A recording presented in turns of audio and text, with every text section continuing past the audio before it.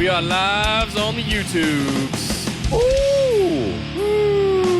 Oh, suck it now. Uh-huh. What's going on, chat? Everybody. Hello, guys. I will cheers you with my tasty diet beverage, which I will not advertise on the show.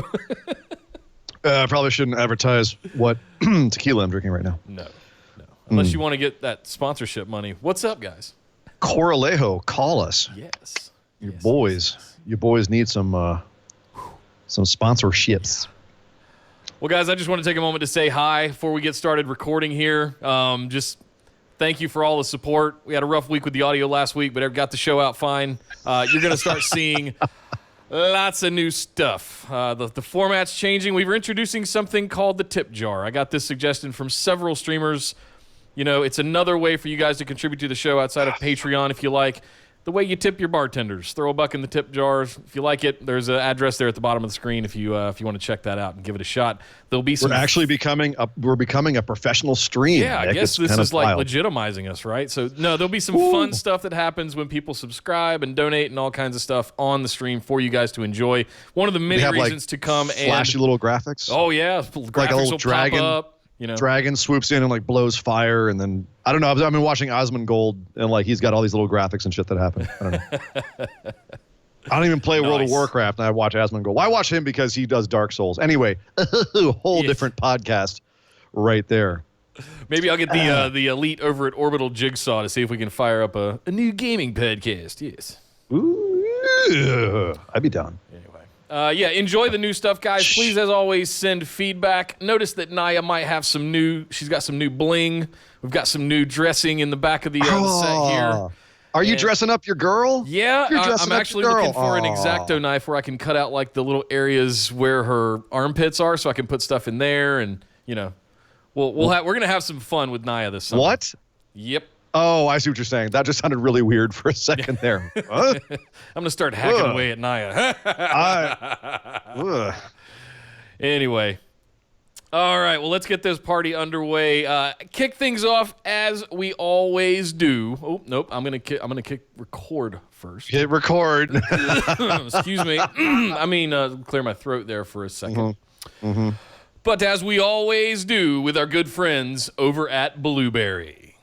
This episode of the Busted Wide Open podcast is brought to you by Blueberry. Blueberry offers the best media hosting, accurate listening stats, and their all-new PowerPress Deluxe sites. A no-setup WordPress website for your podcast with all the necessary links to share your show with the world built right in. If you currently produce a podcast and are looking for a better host, or if you're looking to start a new one from scratch, head over to orbitaljigsaw.com/BWO and sign up for the best media hosting and a PowerPress Deluxe site to get your first month absolutely free. That's orbitaljigsaw.com/BWO, or just use the promo code BWO at checkout for your first month absolutely free. And now, enjoy the show. Ladies and gentlemen, this is the only two-time PWG Battle of Los Angeles champion, King Ricochet, and you are listening to Busted Wide Open Podcast.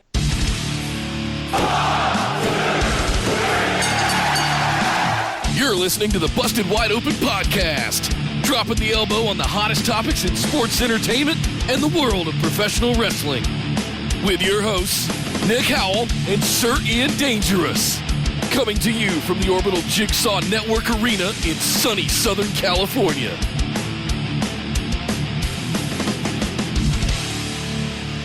Welcome back to the Busted Wide Open Podcast, but if this is your first time joining the show, I'd like to welcome you to episode 147. I'm Nick Howell.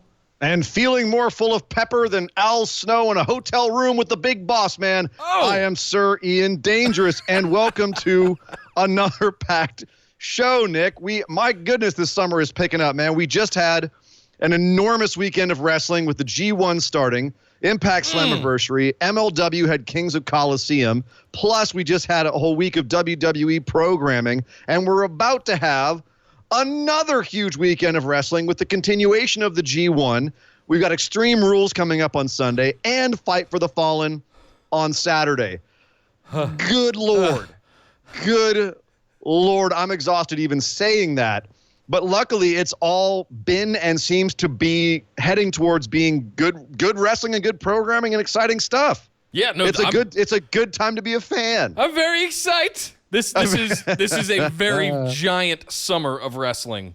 It is. And I just, no big news today, just because we wanted to rave about how much stuff is going on right now in the world of wrestling. I don't even know, like the G1. That's the one thing I wanted to bring up. Like, the times are really screwed up. Like, how do you even know when the G1 starts on each night? Because it's a different time. So I can't keep up with it. This is the screwy way I have found to figure it out, and that is just watch it the next day on demand. Well, no. If you go to NJPW1972.com/schedule, it shows all the schedule of when the G1 starts. But you have to take the bell times and subtract 16 hours. So basically, if it says Saturday at 18:30, which would be 6:30 their time, it means that it's actually at 2:30 in the morning Saturday our time. So that's our, of course, that's specific for us. That's, for me on the West Coast specifically. So if you wanted to do that, I mean, if you've got any kind of app, like find out where you are in the world and just that's Japan time, what they have on their website there, and just find out how far ahead or behind of you Japan is, and just add or subtract that amount of time. That's the time it starts. So it's a bit of a process. I kind of wish that there was an easier way to figure it out. But there's not, and I want you to be better, New Japan. Yeah. You want us to watch this stuff. Yeah. Come on. Yeah, guys. Come on. But that's how I figured it. So, I mean, for me, it's 16 hours, I guess, Nick, for you, since you're, 3 hours ahead of me? Yes. It would be subtracting 13 hours. You'd be subtracting 13 hours from whatever they say on the New Japan site. Like so that huge in the morning convoluted Eastern. It's absurd. Correct. You're going to have to watch it the next day. I can get off of work, where I work as a bartender, and I get home at like 3 a.m. I get to turn it on. I might miss a tag match, but it's all. That's neither here nor there. We're getting ahead of ourselves, Nick. We're talking about the G1 later on in the show. Right now, we got to do some housekeeping and get into the meat of the show. So let's do that. Yes. As always, guys, come over and join us in the Facebook or the Busted Wide Open discussion group on Facebook. Send us a join request. We'll get you right in there. You can also follow us over on Twitter and Instagram at BWO Podcast. Right here on YouTube, where we are live every week, Thursdays at 8 p.m. Eastern, 5 Pacific. And if you love us and want to support our show, you can sign up for one of our Patreon tiers over at patreon.com/BWO. Get access to some exclusive content, such as copies of the show notes every week, the ability to ask listener questions, all kinds of sweet swag, bonus episodes, you name it, we got it. It's over there at patreon.com/BWO. But Ian, let's not waste any more time. Let's start off with Monday Night Raw. Gary Garbutt in the main event of Monday Night Raw. I'm going to throw that out there right now. What I'm talking about is the fact that throughout the entirety of Raw, we had a match where Roman Reigns was set up to face Shane McMahon and Drew McIntyre. I was all aflutter for that match, let me tell you. Oh, yeah. And and Shane and Drew got to pick Roman's tag team partner. So they spent the entire time on Raw going around and talking to garbage men and janitors and just trying to find the worst person they could team him up with. And they ended up finding a janitor with a bum leg who agreed to do it for $5,000. These bits back, they were a little bit silly, but they were fine. I didn't really have any problem with them in theory. But then we get to the match, and they said, don't worry, we're not going to embarrass you on TV. We're going to put a mask on you, Mr. Lame Janitor. Right. And so he comes limping out to the ring to join Roman Reigns. And it goes down for the first half pretty much as you'd expect, with Roman Reigns taking most of the punishment. The janitor sitting outside of the ring, sitting on his butt, if you will. Get it? He's got butt in his name. That was a we're old. That was a Beavis and Butthead reference. So he's sitting outside the ring. Roman Reigns is getting his butt kicked. Ends up getting tagged in. The janitor ends up getting tagged in, and all of a sudden starts throwing huge high-flying moves all over the place. Whoops the crap out of Shane and Drew until they finally get their feet underneath them. Drew gives him a Claymore and gets the 1, 2, 3 for the win. But the look on Shane's face as he was backing away after the match. The look at his face, what the hell was that? Where did that come from? Was priceless. But after the match, we unmasked the janitor, and it turns out it wasn't actually Gary Garbutt after all. Yeah. It was none other than Cedric Alexander. What? What? Nick, what did you think about Gary Garbutt and his contribution to the match and the fact that it turned out to be Cedric Alexander? What's going on here? Unpack this for me. Well, I got really excited when he started doing all kinds of flippy shit, and I went, oh, who did they put in here? Is this like Sin Cara, or is that Ricochet, or who is that masked man?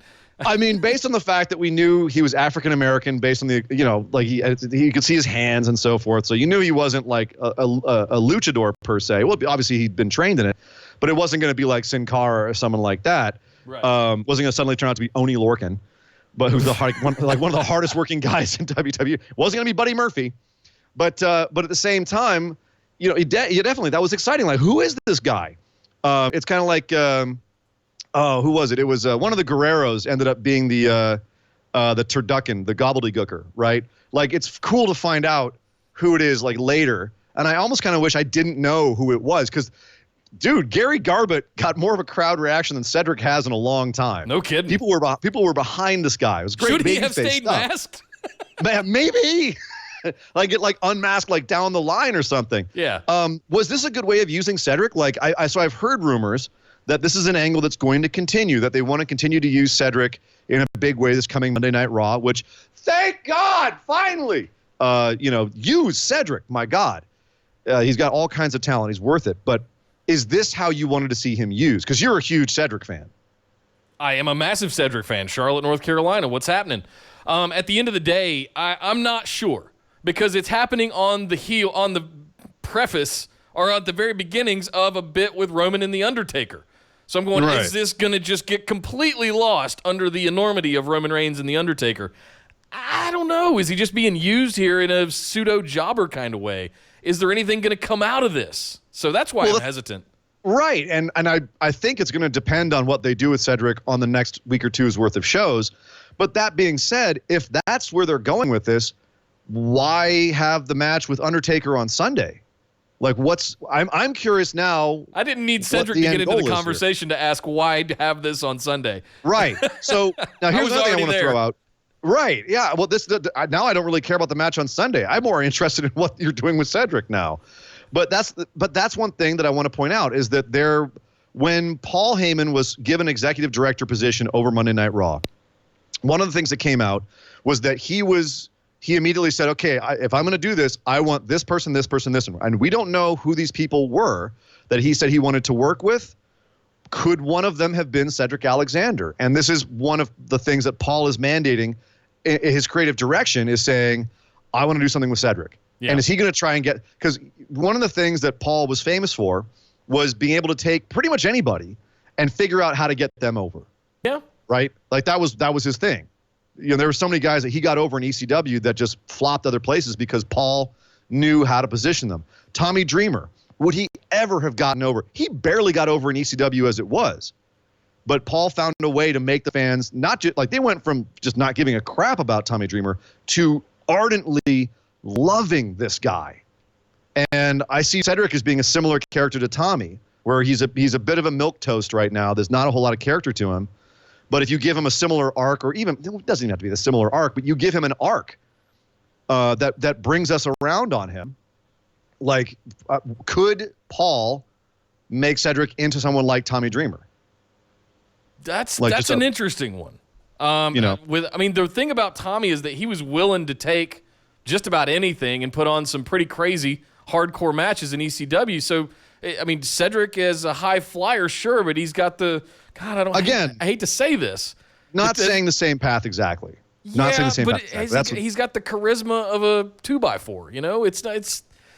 He does great athletic things, but that's about the extent of it, though, right? I would argue, and we're going off on a bit of a tangent here, but I would argue that in the day, Tommy Dreamer didn't have a whole lot of personality at first either, and he had to find how to portray his personality. If you go back, one of the reasons Cedric was signed in the first place was because of the charisma he showed in the Cruiserweight Championship against Kota Ibushi. That match is what put him on most of the mainstream's radar. But it's because of he played the plucky underdog in that match. He can do that. He's got the charisma. Yeah. It's just a matter of finding out how to focus it so that the audience sees it and comprehends it, and that's what they focus on. That's what they glom onto. I'm not mad at this yet. I really enjoyed it. Where my concern lies is it's going to get completely lost in the shuffle underneath Undertaker and Roman Reigns.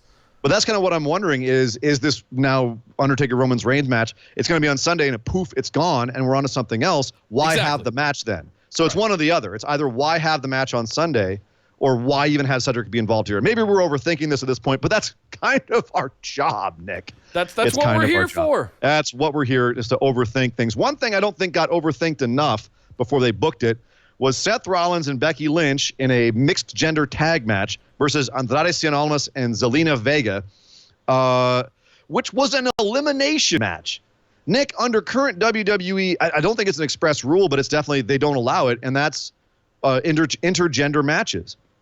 So if it's an elimination match, and we saw this happen where Zelina Vega went out first, and it was then Seth Rollins and Becky Lynch versus Andrade, Becky could not have been tagged in against Andrade. Yeah. So how is that an elimination match? Is okay? Well, whichever gender goes out first is eliminated. It was just dumb. You and I are so wired in at the head at this point. We opened up Raw with this. We opened up Raw with this, and I just went, wait, how can you have an intergender elimination match? Yeah. Well, and on top of that, if the point of this match, the point of having this, aside from obviously the kind of the dream nature of it, where awesome, Andrade versus Seth Rollins, cool. Not excited about Becky versus Zelina. Zelina should just be a mouthpiece. But Seth versus Andrade, awesome. Can't wait to see that. And sure enough, they worked beautifully together. I can't wait to see them have an actual feud at some point. I hope that happens. I hope that's what happens after Sunday. That's what the point of this match was to try and test that out. What, get Andrade and Seth Rollins together? Oh, yes. Do that. Otherwise, what's the point of this match? Because the rules were different than Sunday, so it doesn't really help promote the match on Sunday other than it's a guy and a girl versus a guy and a girl. Whoop-de-frickin-do. It has no purpose for Andrade and Zelina in storyline. There's no motivation. There's no stakes. It's just this match is a match for momentum. If Seth and Becky, they can... They were just used to set up Baron and Lacey Evans coming out and hitting them in the back. I think that's all this was. This was throwaway. So unfortunately, I don't think we're going to get that. But that's the thing, is that was the only reason, that was the only thing that really connected this to Sunday, was it was an intergender match, and Baron and Lacey came out to jump Seth and Becky after the match. Yeah. And at one point in the middle of the match for a commercial break, because that's we have to do that now. But that's kind of my point with this is, if there's one thing that we critique a lot about WWE these days, the writing specifically, the booking, is it does not get fans invested to have matches with the only stake being quote unquote momentum. That if they did away with that, if that was something that in the writers' room they said you cannot have a match that does not have some concrete stakes. Right. And momentum does not count as stakes. If you were to just take that and have that be an edict, how much better would these shows be across the board? Like, that would be, in my opinion, a huge step in the right direction. What you're saying is wins and losses should matter in the WWE. It doesn't even have to be wins and losses. Just give me something to care about in the match. Yeah. Give the match a reason for happening. You know what I mean? You can still have 50-50 booking, which I think they should also do away with, but it's fun. Like, that is less to me of an issue than having matches with no real concrete stakes and having the only stake being, quote, momentum, which to me is becoming one of the dirtiest words in WWE. Yes, this year, or last couple of years, I should say. Michael Cole will find something else to harp on about over time, but yeah, I don't know. I hate this for Andrade and Zelina Vega. Again, much like Cedric, I feel like they're getting used because there's no way in hell that feud's going to go forward at the expense of Baron and Lacey. And unfortunately, I think those two are going to be around for some time. We're going to see Seth and Baron circling each other. I wouldn't be surprised if they put a belt on one of the two of them in the next few pay-per-views. Wait. You think so? Because they're saying after this Sunday they don't get any more chances and it's done. Skeptically pessimistic. Skeptically pessimistic, I take it. skeptically pessimistic. Yeah, but you're being I'm pessimistic. just full on pessimistic on this one. Oh. Yep. Oh man. No. Yeah. No. I definitely. I hope it's done after this Sunday. I really do. I'm over it. It was a fairly decent showcase for Andrade. Get him in a big picture. It was nice to see him there. But I don't think it really built for the match on Sunday at all. I'm not excited about that match. Another match. That's 2 for 2 matches. I just want to get it over with. Yep. On Sunday. Yep. A match I do want to see on Sunday, however, was built in another match on this night. Ricochet had a match with Luke Gallows of the newly reformed club, which ended up being Luke Gallows. After he beat Luke Gallows with a surprise roll-up, he then, because he said before the match, I know all those guys from the club are going to be out here. I'll face them all if I have to. AJ challenged him after the match and said, well, you said that. Why don't you put your money where your mouth is and take on Carl Anderson next? Which Ricochet then, because he's a fighting champ and he's a good, upstanding babyface, he did. He then said, all right, I'll fight Carl Anderson. And he beat Carl Anderson too, because he's a fine, outstanding babyface, and that's what babyfaces should do. And then he proceeded to get the absolute horse snot kicked out of him after this match. Yep. Again, just getting whooped up right and left by the club. Very, very reminiscent of last week. It went on a little bit too long, but I don't have a problem with that because I think that was the point. Yeah. Was to drive home. AJ's a heel. They want to make you uncomfortable with how much punishment they're dishing out. They want to make you hate them. So at the end of the day, logistically, I had no problem with that. No, and it was they drove home the point, and commentary did this as well. He kept saying, don't get up, Ricochet, because I don't want you to have any excuses on Sunday. And then, out like the pure white meat babyface he is, he still got up anyway. Still got up. They turned around and went back in. I had no problem with it. It did feel a little long in the tooth, but again, I have no problem with AJ and getting the club back together. I'm all in on that. Oh, sure. No, I love the club being back together, and I love, heel AJ. He's obviously having so much fun doing this. It feels like a weight is off his shoulders. And I'm looking forward to, like we said, the last 2 weeks where Ricochet and AJ have had little teaser matches. Well, we're getting a real match for the U.S. title on Sunday between AJ and Ricochet. Give it to me now. Yes. I want that match. Let them open up and really go. AJ is not what he used to be back in 2006 TNA, but damn it, the dude can still go in a match and do some big moves. He can be a little bit more of the grounded one now, and Ricochet can do all the crazy flying. And we all know Ricochet opens up a can on pay-per-views. So if they were smart, very important, and I know they listen, so I'm going to throw this out there, they would open Extreme Rules with that match. That would get the show. I mean, you talk about two guys that can go and do some crazy shit. Man, open the show with that to get the crowd going. Yeah, and especially if Ricochet is going to retain, so that you have that excitement going to the show. I'm looking down the list. I don't see any other one that's going to open it instead. No, me either. Maybe the SmackDown Live Tag Team Championships, although I wouldn't be surprised if that went to the pre-show. But Ricochet AJ Styles could definitely open the show. If it does, I would be surprised if they have AJ win it unless they want to set a tone. But yeah, I agree. I think this is going to be one of those definitely crowd-pleasing, exciting matches. But we will see Sunday. Another thing we're going to see Sunday is Bobby Lashley and Braun Strowman in a last man standing match, which I'm of two minds about. I want to ask you about that in a second. But we saw Lashley this week in a match against a returning Rey Mysterio, who had an open challenge to celebrate his return. It was answered by Lashley, and Rey got squashed. What is up with Rey getting squashed all this year? The poor guy comes back to WWE. They call him a legend. They say he's a legend all the time, but then he continues to put guys over in major ways. I'm all for that. I'm all for the old-time wrestlers putting dudes over, but this is actually kind of embarrassing at this point for Rey. Yeah. It was fine with Joe. This, I don't have an explanation for this. I thought it was some way to set up Strowman, and it just never happened. Well, I think it's a way to set up Lashley as being a true ass kicker, and they've done a really good job of making Lashley look beating up Rey Mysterio. Come on, absolutely no. He looks monstrous for the last. He got put through. They sold this on the commentary. This guy got put through the Titantron last week. He's not 100%. He's still all busted up. Braun Strowman's still out with a broken spleen because of this. But yet Lashley can get in there and step up with an all-timer and beat him handily. So that was what I think they were trying to show here, and I think they've done a good job of showing Lashley as a badass. But I question it being at the expense of Ray. Again, I'm of two minds of it. Both on the last man standing match, which I tend to hate them because I hate hearing the 10 count over and over and over again. It's like, oh my God. And with these two, you're going to hear it a lot. This match is going to go on for a while. I hope I don't. I hope they keep popping up at 3 until someone gets covered with someone flips a truck on the other one and then there's no getting up. Last man standing matches, I want to hear maybe 1, 2, at most 3 times that count goes. You know what I mean? Yeah. Get to 1 or 2 and they're back up. You know what I mean? Especially with these two guys, there's a rumor out there that Strowman is going to be, quote, taken back to his roots. Now, obviously that came from Ringside News, so giant horse block assault.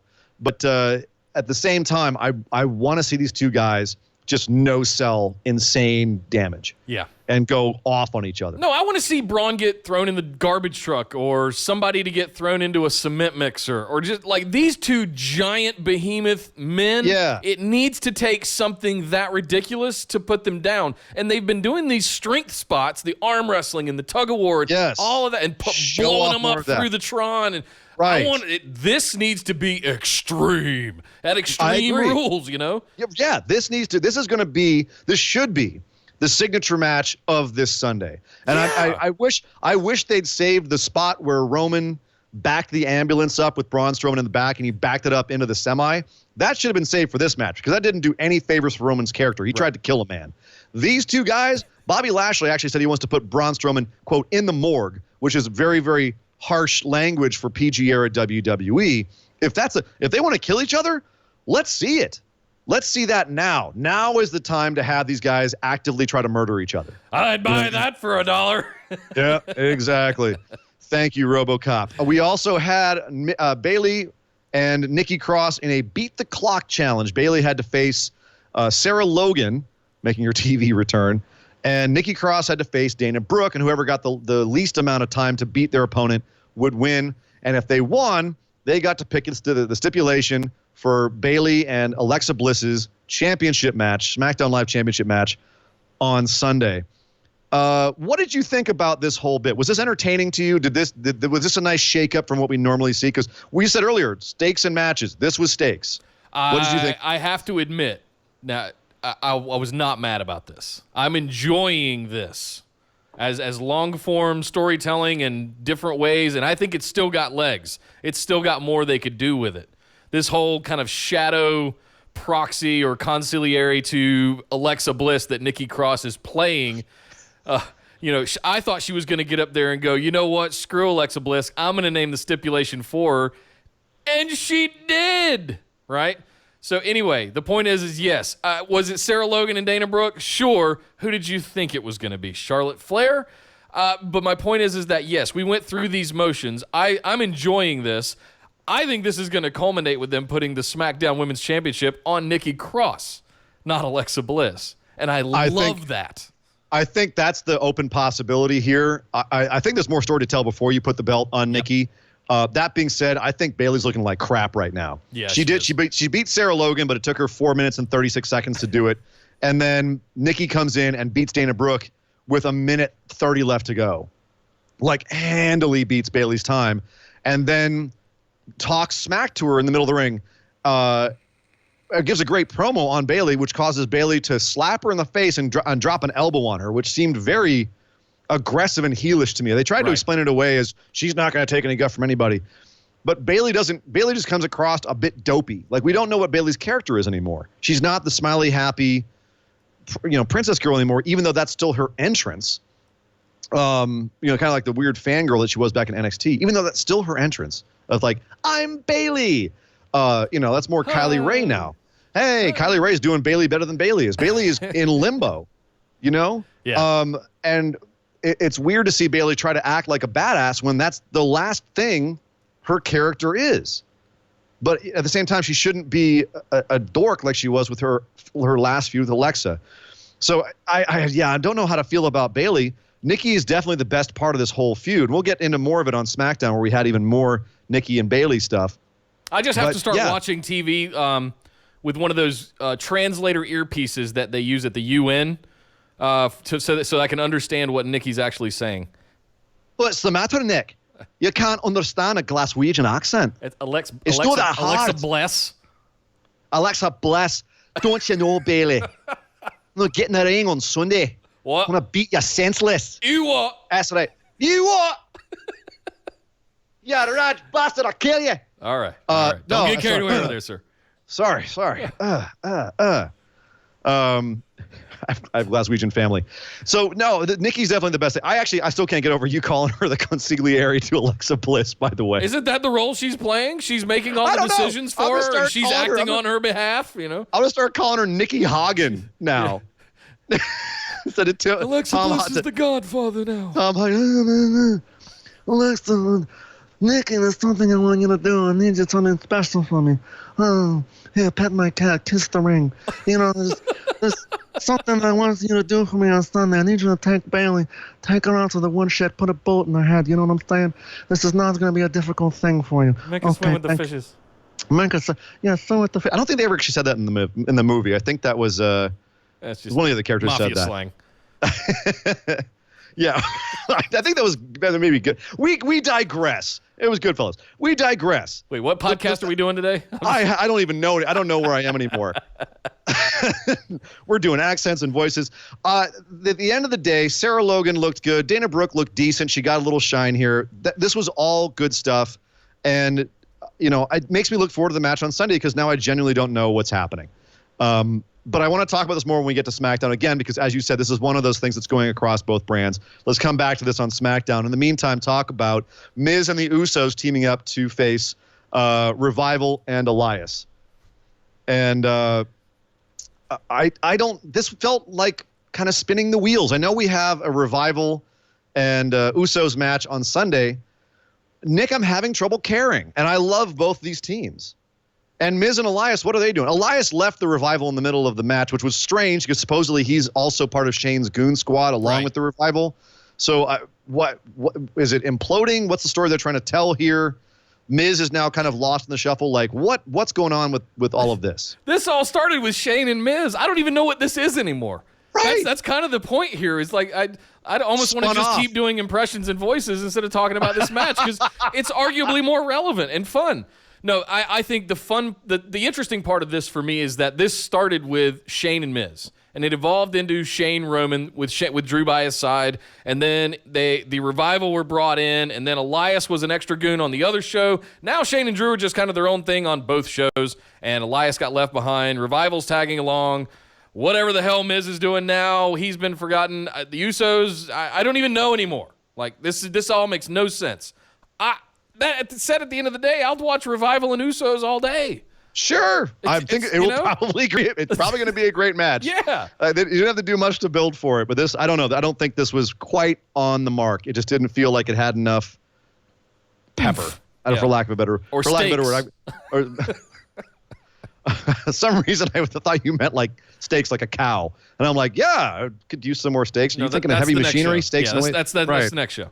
Steaks and weights. We also had Drake's, and Drake Maverick escaped with his 24/7 belt all night long. There's a bunch of kind of bits with the 24/7 title tonight, but it wasn't even about the 24/7 title. It's become about Drake Maverick and to some extent R-Truth as well.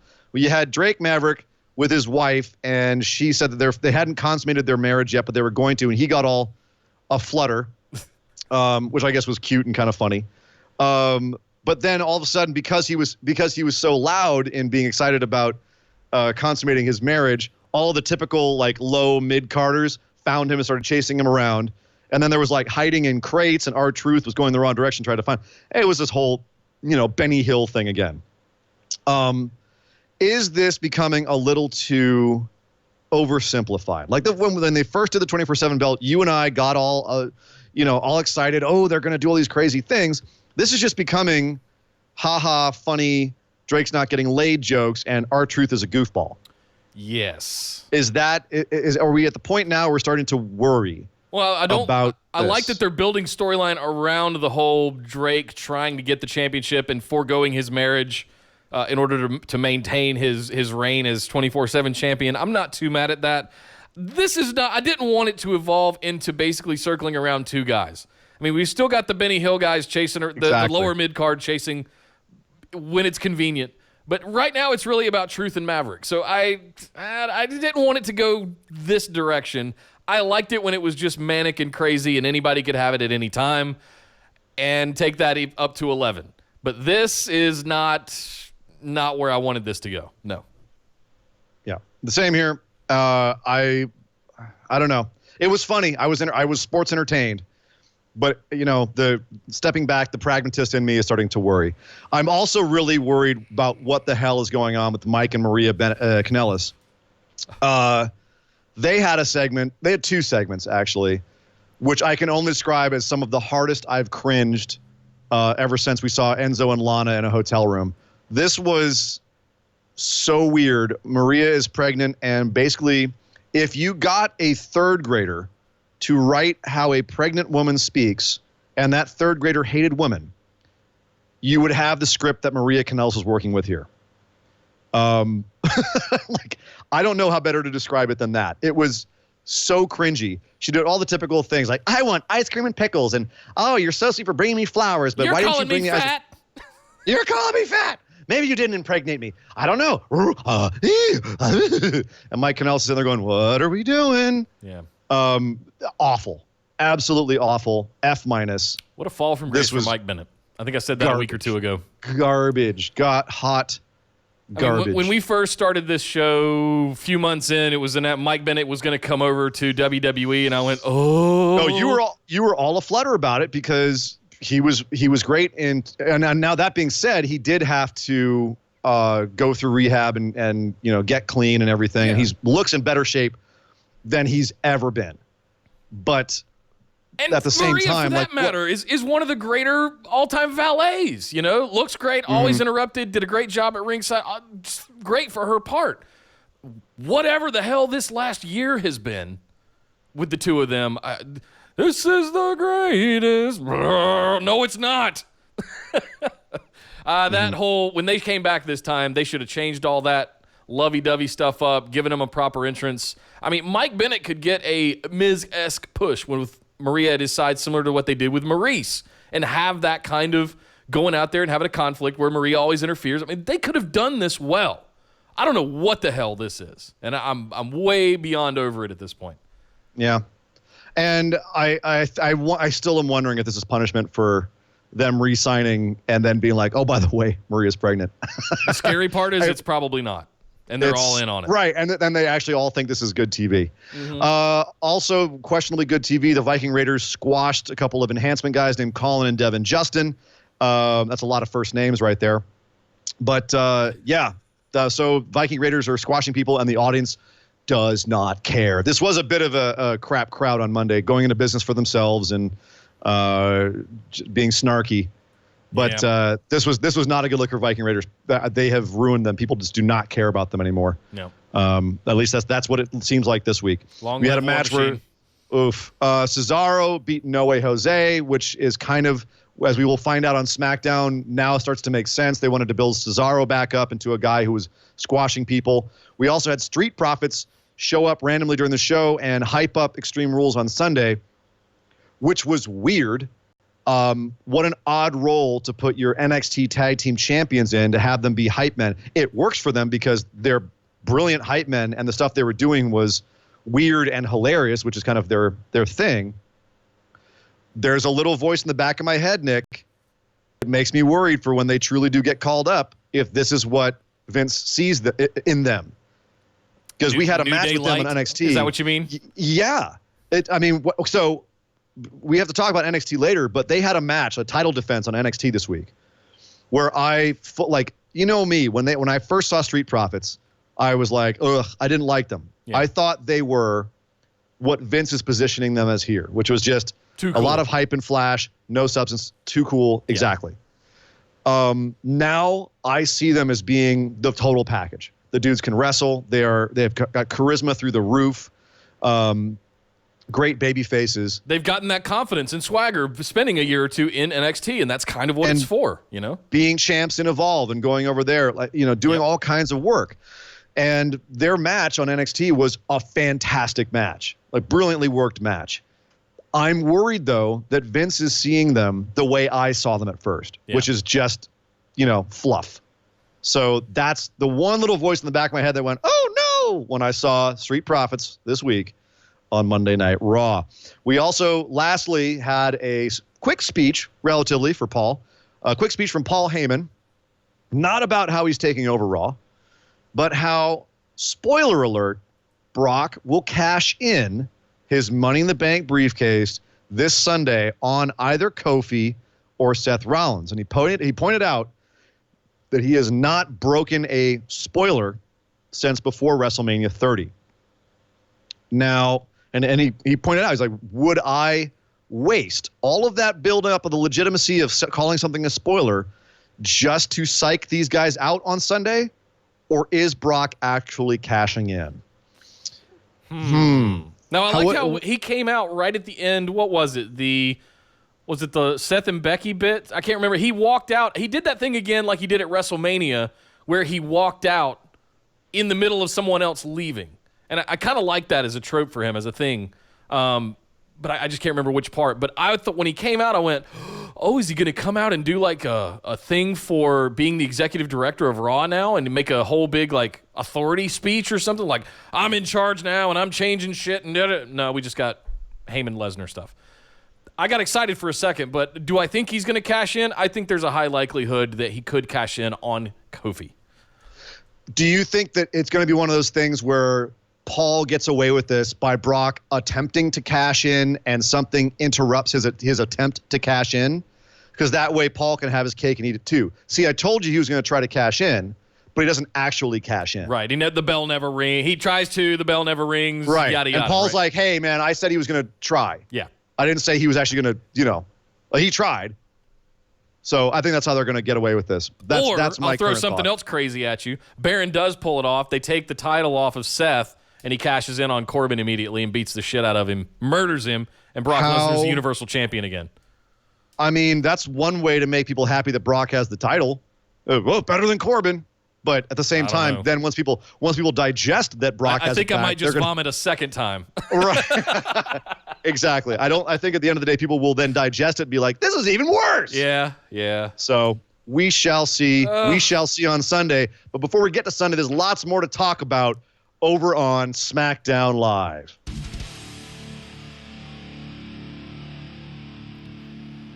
Well, this show started out hot. We got a interview in the parking lot with Dolph Ziggler. I believe it was Caleb Braxton interviewing Dolph Ziggler coming into the arena, only to be in an Armada, by the way, which very nice car. Oh, Jesus. Only to be interrupted with Kevin Owens in his rental Dodge Charger pulling up behind them and blowing the horn incessantly, just to annoy Dolph Ziggler and interrupt his interview. Get his bag out and go, hey man, I'm just parking. I'm just here. Don't mind me. And it just escalates into a scuffle. Shane comes out, says you're off the show, kicks him off the show. Somehow Owens gets back inside, finds a hot mic, and goes all CM Punk on the whole show. Finds 3 to 4 mics as they're continuing to cut them off. Holy Shane smokes. comes out, cut off his mic, cuts his mic. He goes, I found another mic, idiot. And There's more than one mic, idiot. he pulled off a KO Punk, a Canadian rattlesnake. Like they're going. It's funny. It's one of those things it's a trope now. Anti-authority, breaking the fourth wall, breaking kayfabe, a little bit pipe bombish. But damn it, because Kevin Owens is so good, it worked. It really did work. I dug it. It was exciting. Largely because Kevin Owens. He is the one who 100% pulled this off. Yeah. And I have to admit, I still wasn't like, this is a great idea. But I'm more interested in waiting and seeing what happens now. So I am more invested now in seeing where they're going with this. It did seem like Kevin Owens is going to be moving forward into a feud with Shane McMahon, considering that at the end of the show, Dolph Ziggler was given another main event match because he whined and bitched to Shane. And so he was given a main event match against Roman Reigns because why not? We need to finally get Roman on the show he's supposedly on. And it builds for the match on Sunday somehow. Sure. But at the end, Kevin Owens comes out, gives a stunner to Shane, and then runs off into the crowd to a huge ovation. Look, the crowd bought this hook, line, and sinker. The crowd is now all in on Kevin Owens suddenly being a tweener, badass somewhat babyface, anti-authority figure. So am I. They're all in. And frankly, like, I was in too when they started doing this before Kevin Owens had to turn heel on Kofi, because Daniel Bryan, I believe, got injured, or whatever the reason was that he had to turn heel because the original idea got scuttled. I think it was because Daniel Bryan got injured. Hang on, I want to go back and address something you said a second ago. Okay. So back on Raw. Meanwhile, previously on Raw, we were talking about how Shane and Miz started this whole thing off, but now Shane and Drew have run off to have a feud with Roman and The Undertaker. But now Shane's going to have a feud with Kevin Owens? Yeah. What? Exactly. It's getting a little convoluted. I think they're trying to throw as many people at Shane as possible and see what sticks, or just have him be kind of like Vince was back in the day, where the good guys are all getting messed over by Vince. Shane is the problem? Well, he can't be in a feud with everybody. So, okay, this is the part about this I want to talk about, is that you've got Kevin Owens coming out at the top of the show, and he's saying, he calls out Shane for taking up too much TV time away from people like Buddy Murphy, Ali, Kairi Sane, and the crowd was all hyped. They're like, oh my God. Yeah. So it's what's crazy is, whether that's the writers or that's Kevin Owens coming up with this promo on his own, it's still WWE saying, go out there and crap on the product, which means one of two things. Either they're intentionally doing this so that they can have someone like Kevin Owens come out and get a babyface reaction to it, and they think that somehow that's good booking, or they don't know, and then they finally get to this point and it's pointed out to them and they say, oh, well, let's at least make something of this. Yeah. And either way, that's horrible. That's horrible booking. That's horrible. That's a horrible planning. Like, either you're intentionally screwing up and driving people away in order to get a babyface pop later, or you're just incompetent. Which is it? Because either way is bad. Kevin Owens even called out, you guys said you were going to listen to the fans back in December. And you know what? You didn't. Now all that happened is that Shane is getting so much more power. It's basically a lot of stuff we bitch about on this show, and I'm sure a lot of the same people that, do what we do have been bitching about as well, and the internet's been bitching about it. But why? I want to take it a step beyond that and say, well, why would you have this be your babyface angle? What? You don't have to do a CM Punk thing to get a guy over. No, well, Kevin, like you called out, Kevin does it well, and I'm okay with Kevin doing this kind of stuff, being that tweener, hero that the fans need. It's that kind of thing that we want him to be. I don't know that I've always liked him just being a heel or a face. He is one of those, unique individuals that can do both and be that tweener, the rare tweener that, they're trying desperately to, arguably get Roman Reigns to be, just so everybody loves him. But I think in a weird way, everybody loves Kevin Owens. I think they're done with Roman Reigns being a tweener. Ever since the leukemia thing, he's just been a badass babyface. Sure. Kevin Owens, you kind of have to make a tweener because he's just had so much time being a heel that unless he's kind of edgy like this, there's no way people are going to buy in. They know he's kind of a scumbag. Yeah. But if he's a scumbag who's fighting our fight, we're going to cheer for him. Yeah. And, all we want, there's some interesting ways that you could theory craft this. Are they doing this? And I saw it mentioned in the chat, so kudos to, I can't remember who that was, right? Will James just said it in the chat. Thank you. I was thinking the same thing. What's up, Will? Have they spent the last 6 months drowning us in Shane for this moment? Right, just exactly. So they could just inundate us with Shane so that when they did this with KO, it makes sense. Did they come out in January to set the stage and say, we're the authority, only to run Shane down our throats endlessly just so that we could have this flip? In a weird meta way, we could flip the entire WWE on itself. I get it. But that's what I'm saying. How does that in any way make good business sense? It doesn't. Let's suck for 6 months so that we can have a moment of redemption 6 months down the line. Let's intentionally tank our ratings over the course of the 6 months.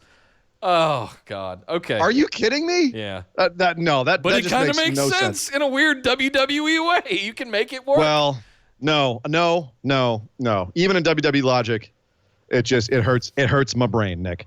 It hurts my brain. One thing that I liked having in my brain piece was Nakamura versus Finn Balor, which we saw this evening on SmackDown Live. Not a title match. not a title match, which was a Don't lucky care. thing for Finn because he took a hellacious beating and then ate a pin, 1, 2, 3, Nakamura, looking dominant and beating him clean. Welcome back, Shinsuke.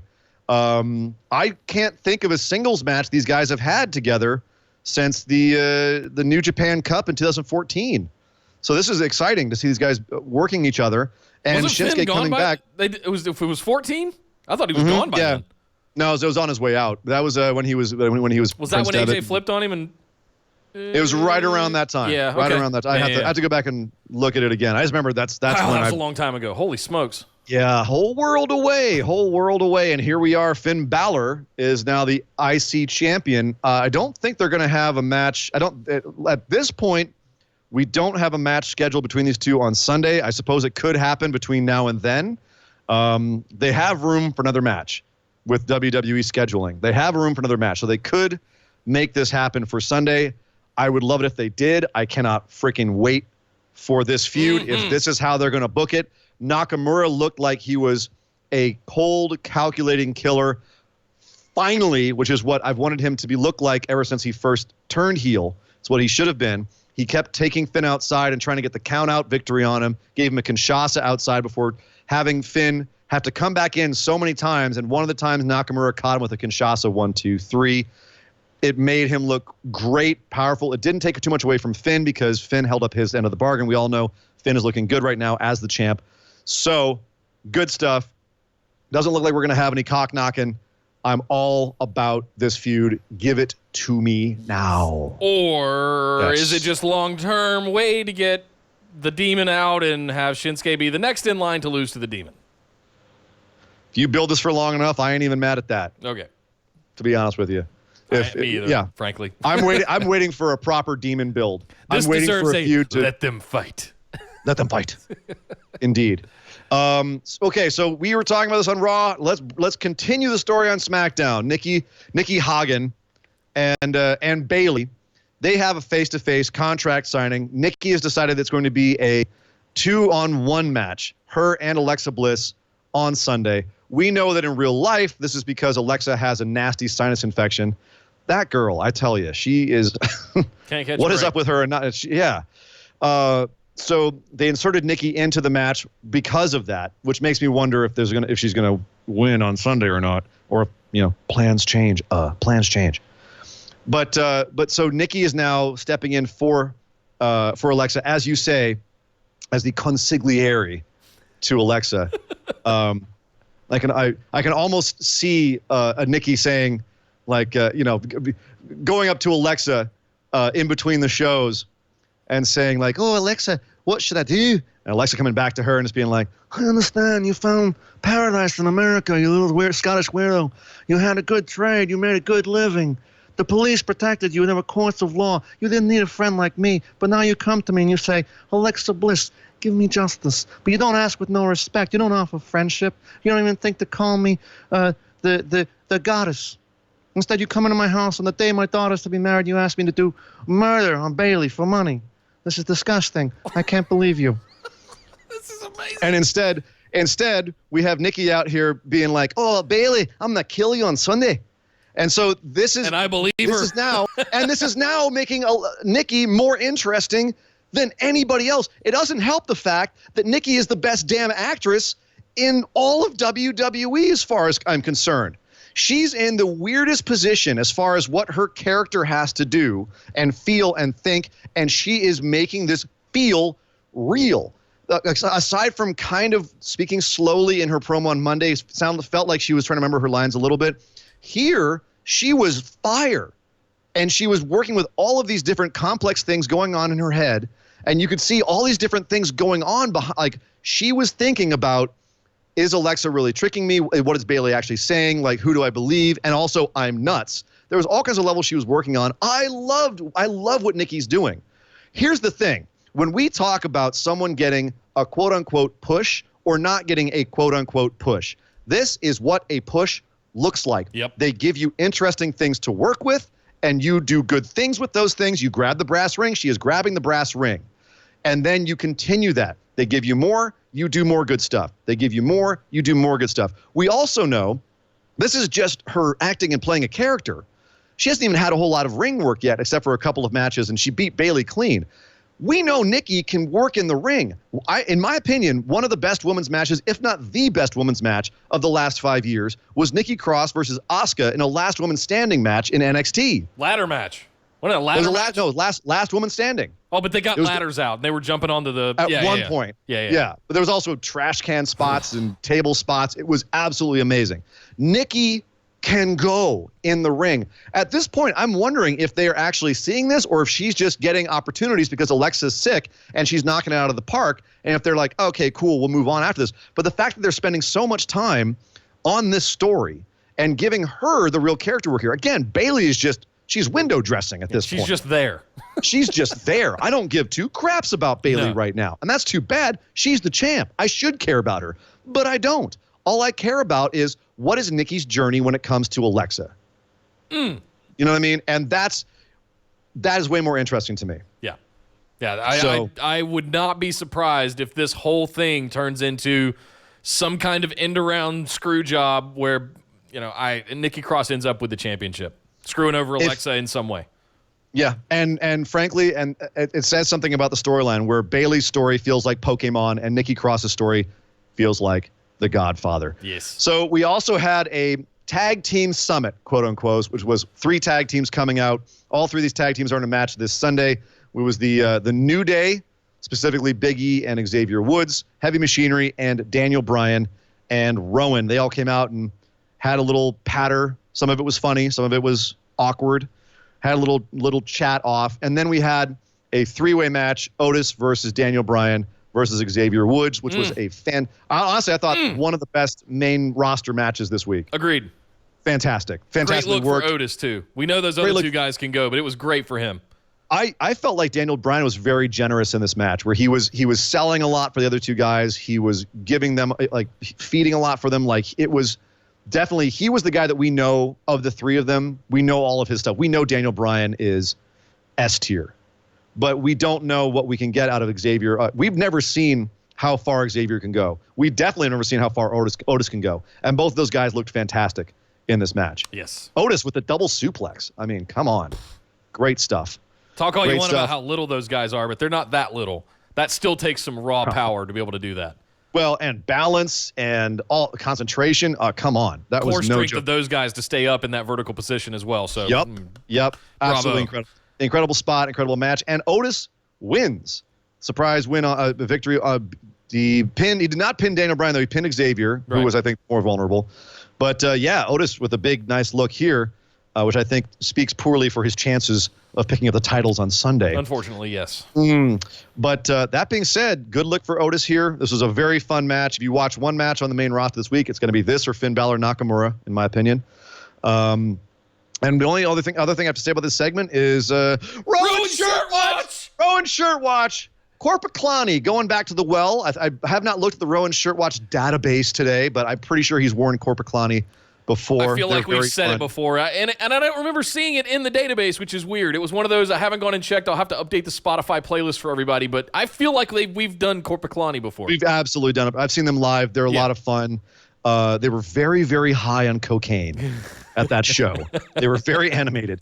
And I know this because they told us. So, but they're a very fun, very high energy band. Anyway, no Shane Shoe Watch this week, unfortunately. I did not see any of those in the comments, and I have no idea about sneakers. So sorry for the Kicks fans. Where are you at, Gerardo? Shane Shoe Watch this week. But we did have a Paige watch. Paige was back on TV with the Kabuki Warriors.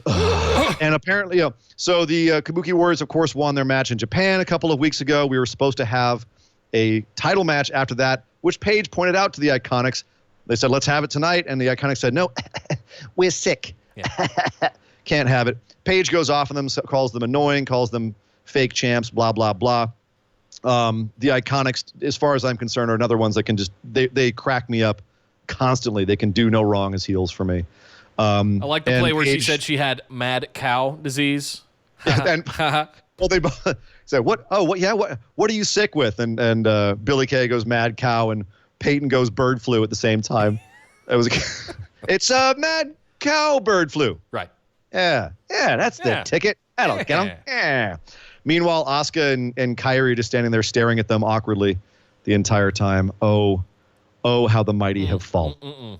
Oh, how the mighty have fallen. Dear God. Just, think about it this way. Kairi Sane should be Candice LeRae right now. Like, Candice took Kairi's spot in that feud with Io Shirai and Shayna Baszler and everybody else down there. That could, Kairi versus Io was the initial plan. And because Vince was like, I need all the talent right now. Damn it. We suddenly have Kairi in the main roster like, oh, just stick her with the other Asian chick. And that's what happened. And here we are. And they're not even on TV. They're finally on TV after weeks. They're in a hallway. And they maybe have a match in a couple of weeks. In a hallway. And Paige has more presence and in the hallway. And Paige has more presence and more TV time than they do. Good God. It's a travesty. It's a travesty, Nick. Yes. That being said, one thing I'm hopeful for is the upcoming feud with Ember Moon versus Mandy and Sonya. More Mean Girls stuff. Ember and Mandy and Sonya were all in line at catering. Mandy and Sonya said, we want to fight you again. Or Ember said, I want to fight you guys. And they said, cool, find a tag partner. And if you can't, we'll take you on 2-on-1. And Ember said, I might just have to do that.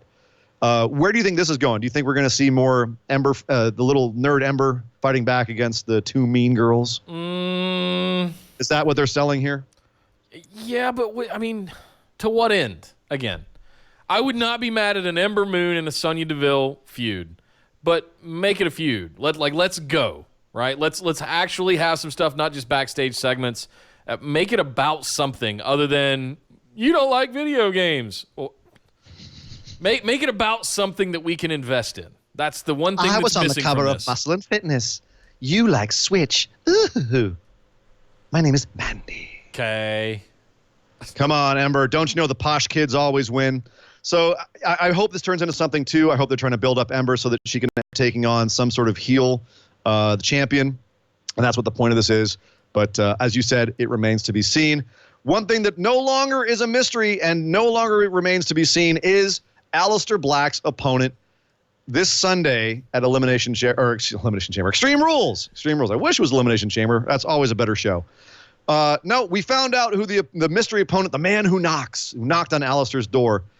Oh, my God. Aleister, does he still look like an absolute psychopath to you, too, with the way he's carrying on here? A little bit. But I kind of like how he reacted as the unnamed individual walked around the chair and paced around. And I actually thought it would have been a good idea to not reveal who it was and just have them walk back out.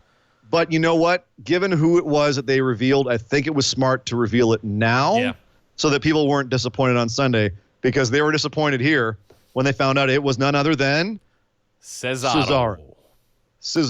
I wasn't disappointed. Well, here's the problem. They've spent so long defining Cesaro down and making us forget that he's actually a world-class athlete, one of the most athletic dudes in WWE, and a genuine badass. I think a lot of people were just kind of like, I wanted Bray Wyatt. I wanted Buddy Murphy. You know what I mean? Which, all right, fine. The problem is neither Buddy Murphy nor Bray Wyatt can afford to lose, whereas Cesaro can. Let's remind people. Hang on. I want to do a little bit of history for a second, for about 60 seconds, because it's worth reminding people who Cesaro is and where he came from, even just in WWE. At first, he was like a goon for Jack Swagger, alongside Zeb Coulter, whatever the hell is, and his little cart, right? Coming out as kind of a side act or a goon henchman sort of character to help Jack Swagger. Somehow the Swiss Superman teamed up with the real American, right? From that point on, he was just this kind of superstar, the solo guy that was out on his own, and just every match he had, he was ass whipping people, doing superplexes and like gut wrench superplexes, crazy stuff. And then when he got tagged up with Sheamus, if you remember when that first happened, I just ratted all over that. I just thought it was the dumbest idea. And I wanted Cesaro to have his own solo push. So here's the thing. The things that you left out were that he got a couple of different stop-start pushes. He won the first arm bar. Right. He tossed the Big Show over the top rope. Right. Looked like he was ready for a push there. He became a Paul Heyman guy. Looked like he was ready for a push there. Nope. Didn't end up pushing him. Stop-start pushes right there. And then ended up becoming like a tag team wrestler, as you said. the bar was the best thing that ever happened to him so far because it was a consistent push. He was a multiple-time tag champion with the bar. They looked like a legit threat a number of times. He had some great matches with the bar. And frankly, the thing between him and Sheamus, the best of 7 falls, was great. That was a great idea. It showcased both of those guys and made us excited when they finally teamed up. It just took – the problem is that they never put any – those two guys were what created the bar. They came up with the name, they came up with the entrance, and WWE still never put 100% behind that tag team. They still didn't even give them a proper entrance. They still had the two different entrance themes clashing off of each other. They still couldn't get it right. So Cesaro has been done dirty the entire time he's in the WWE, in my opinion, with a couple of exceptions of like big moments. And I think this is a train wreck waiting to happen here. And hear me out. Because Aleister Black has been done so dirty by this angle so far. To anyone who doesn't know who he is, he looks like an absolute lunatic, very cringy. And you're looking at Cesaro and going, the heck is Cesaro? Why should I give a crap if Aleister Black's going to fight Cesaro? Unless these guys come out on Sunday and absolutely beat the utter crap out of each other, this is going to be bad for both guys. Like these guys have to come out and have a 4.5+ star match on Sunday for anything to like. Otherwise, it's this whole thing has just been a disaster. Here's the thing, I think they will. It's totally possible that they will. I don't think they've faced each other one-on-one since WXW a while ago, back before Aleister Black even had his tattoos. So it's been a while. So I'm very curious to see. I mean, they're both fantastic workers. Do they have the ability to put on a great match? Abso-freaking-lutely. Will they? God, I hope so. I hope WWE lets them. It's not just like a throwaway pee-break match. Yeah, so I don't think it will be. I think they've realized that this is the singles debut, you could say, for Aleister Black. In a weird turnabout way, they're going to come out swinging with Aleister Black. God, I hope so. They don't mess this up. I hope so because they're doing a great job with Ricochet. And so far, to me, in my opinion, they've bungled Aleister Black. Completely bungled. This is going to be the tell. Whether, otherwise they're going to take him back and reset him. Yeah. Because this is terrible so far. I don't want to see him looking like a waiter that's doing shifts at Applebee's with Baron Corbin either. Please. Put him in his gear. Give him his gear. Yes. Give him his gear, give him the entrance, and take away the damn creaking. We also have, speaking of another match, we have Sunday, Samoa Joe versus Kofi Kingston. I thought last week after our little bit where Joe threatened Kofi's family and friends that this week Joe is going to wreak havoc, but no. Joe just sat backstage and cut another promo on Kofi, and Kofi cut a promo on Joe, and it was all a little bit underwhelming. Yeah. I hope this is just building for multiple matches down the road, but if this is just a one-off on Sunday, then this has been a very underwhelming feud so far, in my opinion. Building for the Brock Lesnar cash-in. Yeah, Nick. Hush. No, sweetie, no. You heard it here first. Hush your whore mouth. I disagree with them having there be words here and not actions. I know Kofi was slightly injured this week and couldn't be in action, although he will be in action for Sunday. Joe should have still run rampant through someone close to Kofi, I think. And unless they've got all summer long plans for this and Joe's going to become a psychopath after this match on Sunday. Yeah. We'll see. But right now I'm nervous. But a couple more things on SmackDown. Ali got another badass parking lot promo. He's a master at these. It looks like they're giving him kind of the Aleister Black treatment where you get promos for a long time and then you get back into action. Only the difference is Ali's doing it right. And finally, I don't know what they're doing with Shelton Benjamin, but he, again, was asked about the main event. This time, what's going to happen between Dolph and Roman. And he just kind of went, and kind of looked around, and looked around just really strangely. Again, Zach Galifianakis in The Hangover kind of thing. You almost see like all the mathematical symbols swirling around his head. Yeah.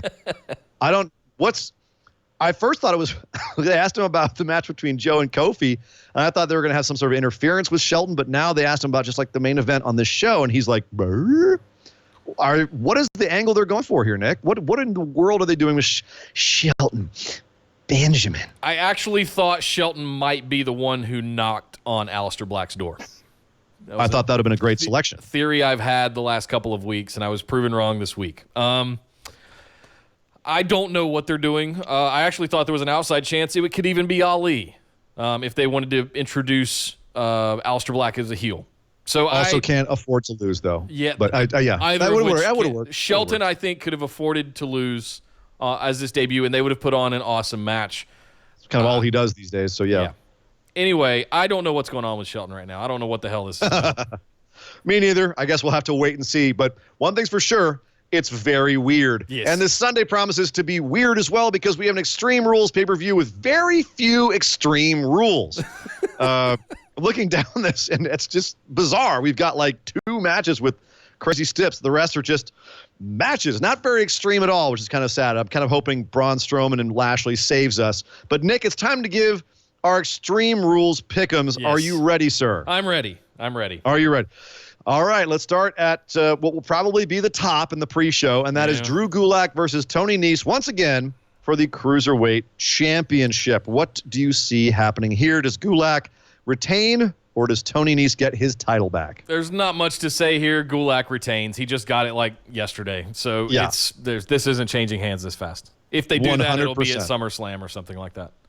100% agreed. What do you think about Aleister Black versus Cesaro? Aleister Black can't lose this, or all you've been doing is a complete waste of time. Unless there's some weird angle where they're trying to just, Kurt Hawkins him a little bit until he just absolutely snaps.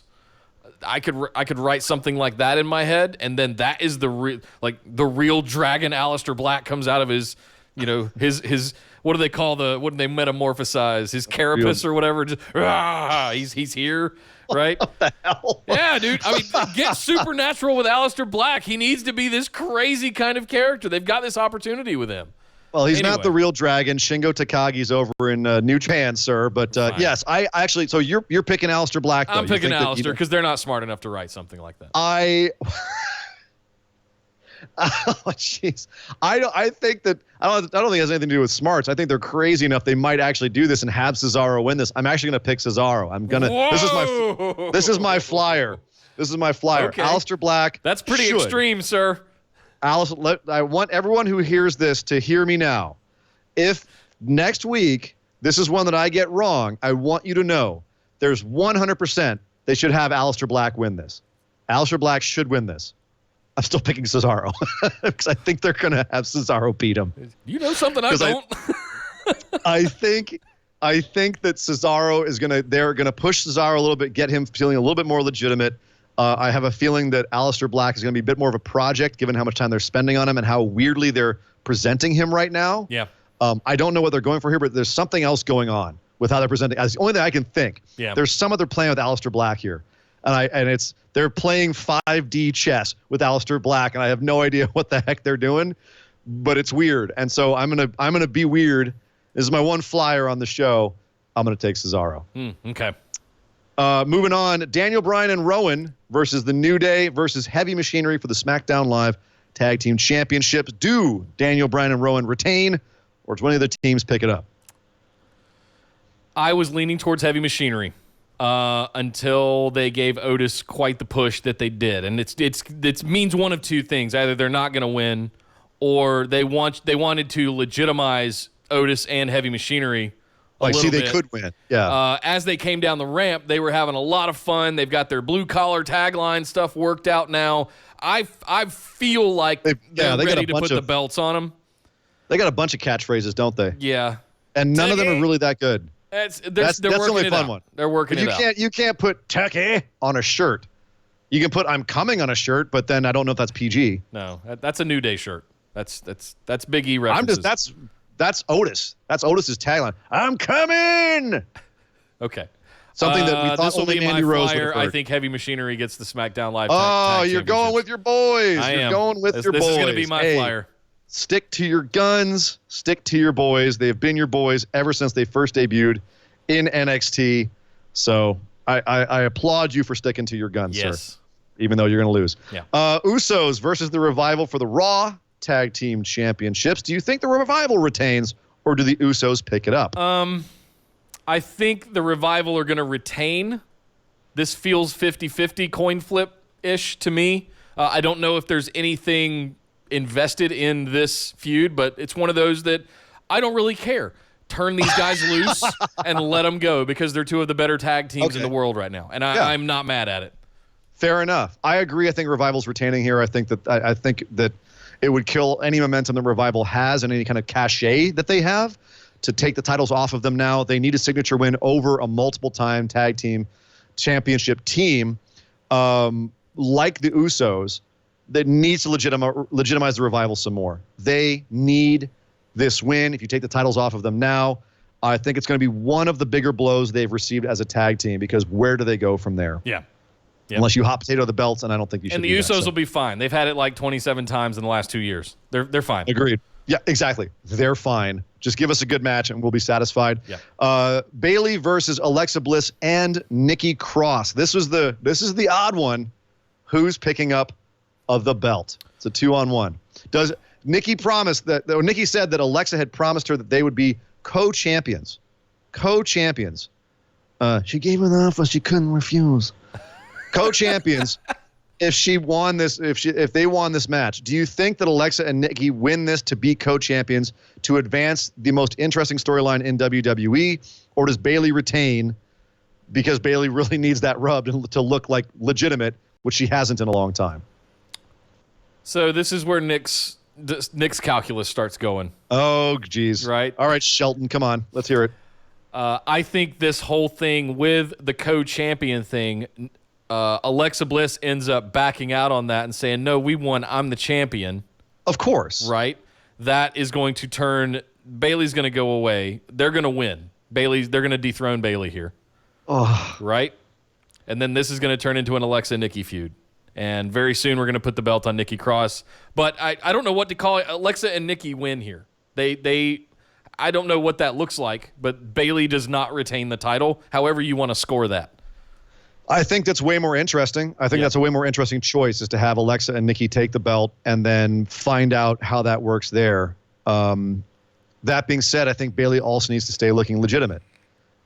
I don't know how you serve both masters here. That being said, I don't feel confident enough in that to disagree with you. And in the spirit of giving you more Nia swag, I'm going to go with you and pick Alexa and Nikki as well.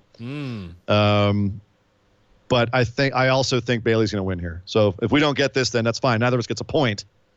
But I'm not risking it. I'm not risking it on this feud. I already took my damn flyer. Couple weeks, Charlotte Flair is going to be back from her next round of implants, and it's not going to matter anymore. She's going to have it again. So this is all fun and good for right now.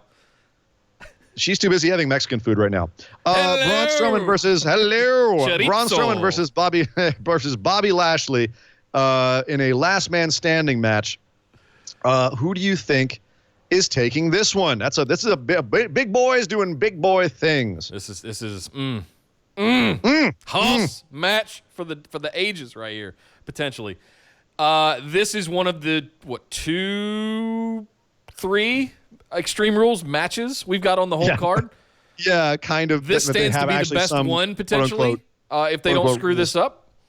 If they do this as big boys doing big boy things, then this is going to be probably match of the night, in my opinion. It could be really good. But if they don't do some crazy strength spots, it's just going to fall flat on its face. I'm going to pick Braun Strowman here, just because.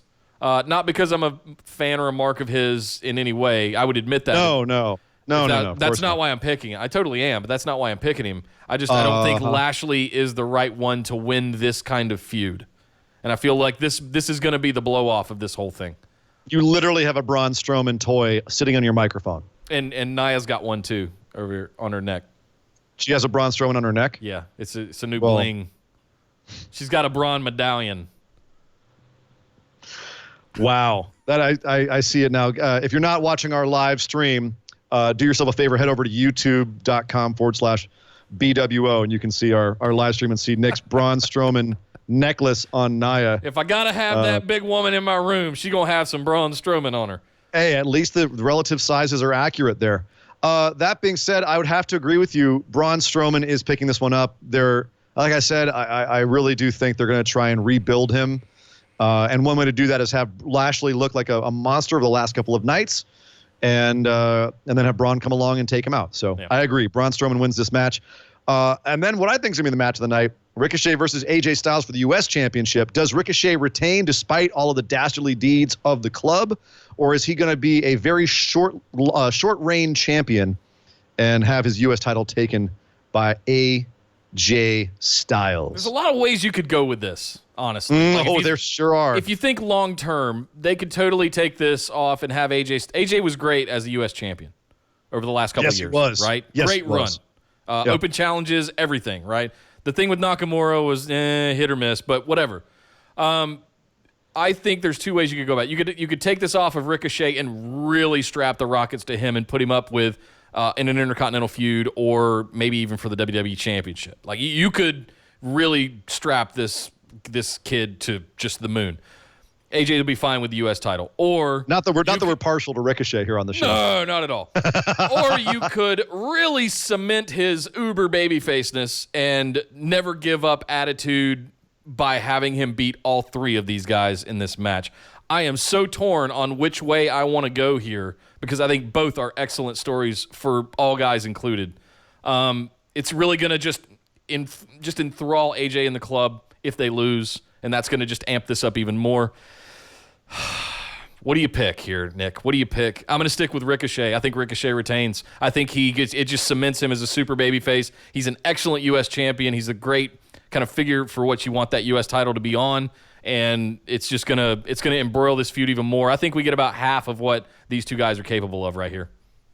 I think so too. I think this is absolutely going to continue. This is also going to be a whetting our palate match, but I think to do that you have to have Ricochet retain as well. Yeah, I think that you could have Ricochet lose the belt and then chase AJ, but I think it's more engaged. I think this is going to end in a DQ, frankly. Okay. I think the club get involved. Then. Correct. Ends with a DQ. Either the club gets involved and they get themselves disqualified, or Ricochet gets himself disqualified. Either way, the belt's staying on Ricochet. Yeah. I think that's some sort of schmoz finish. I'm not going to say it finishes clean. Let's just say Ricochet retains. Ricochet retains. Yeah. Going with that. And the feud will continue. Roman and Undertaker versus Shane and Drew. The match that everyone is waiting for. Waiting to hear you announce it. Anticipating. I'm not doing it this week. I've already bored people with my Mike Rome impression. We are going to see the match that everyone's been waiting for. Undertaker finally returns to the ring with Roman Reigns, of all people, against Shane McMahon, who we just have not seen anywhere near enough of over the last few months, and Drew McIntyre, who I have to say has been doing some of the best work of his career, the most engaging, charismatic promos and monologues in recent memory, and by God, he's just being used so well.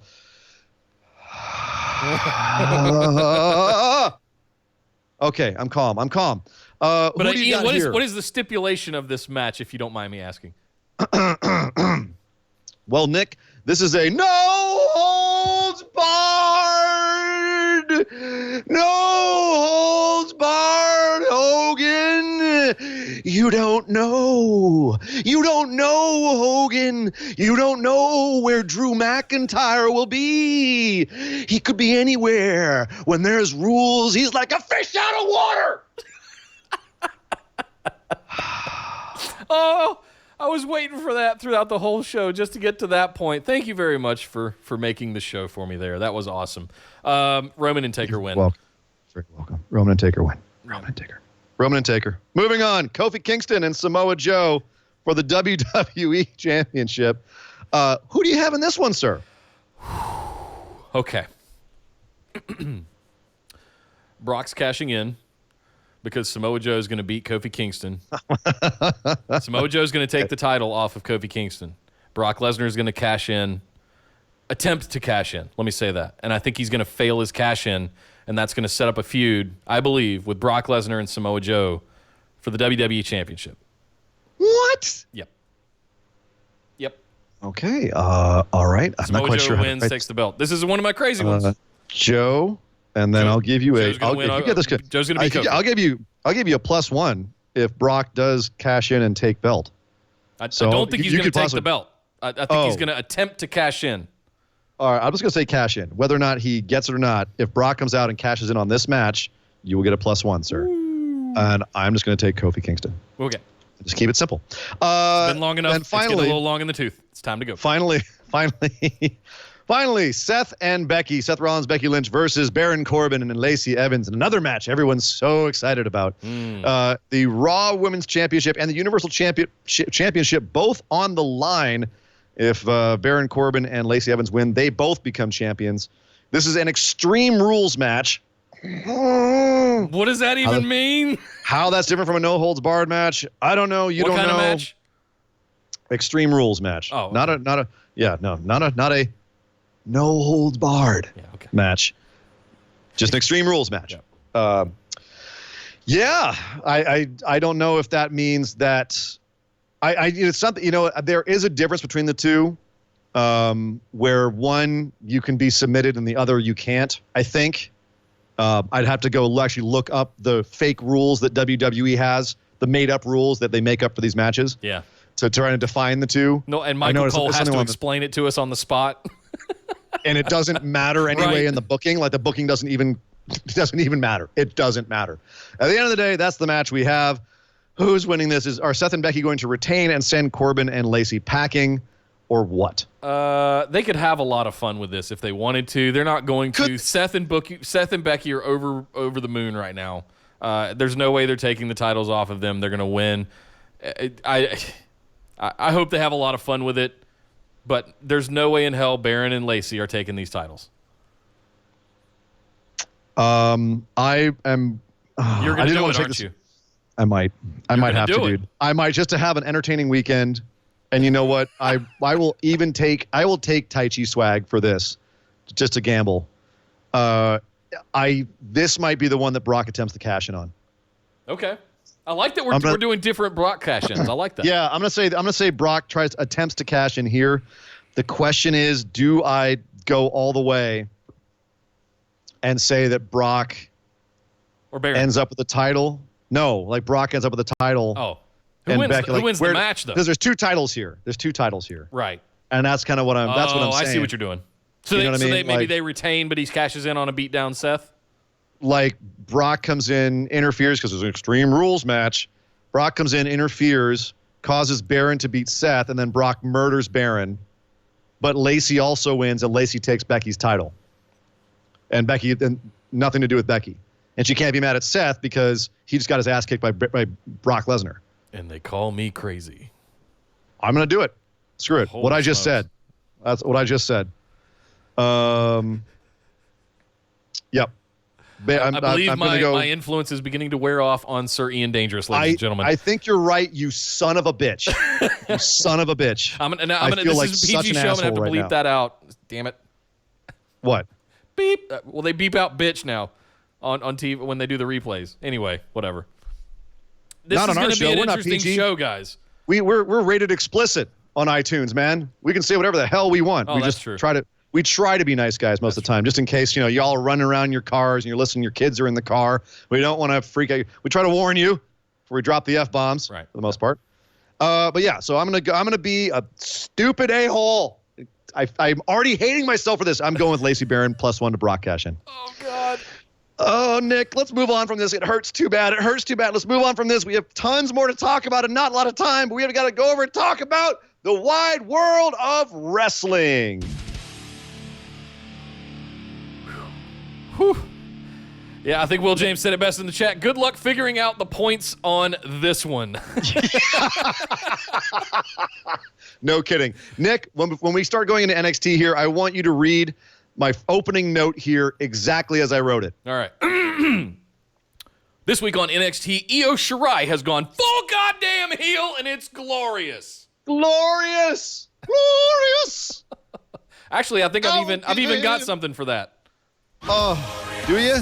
Oh, what? What? I didn't even hear it. Did you not hear it?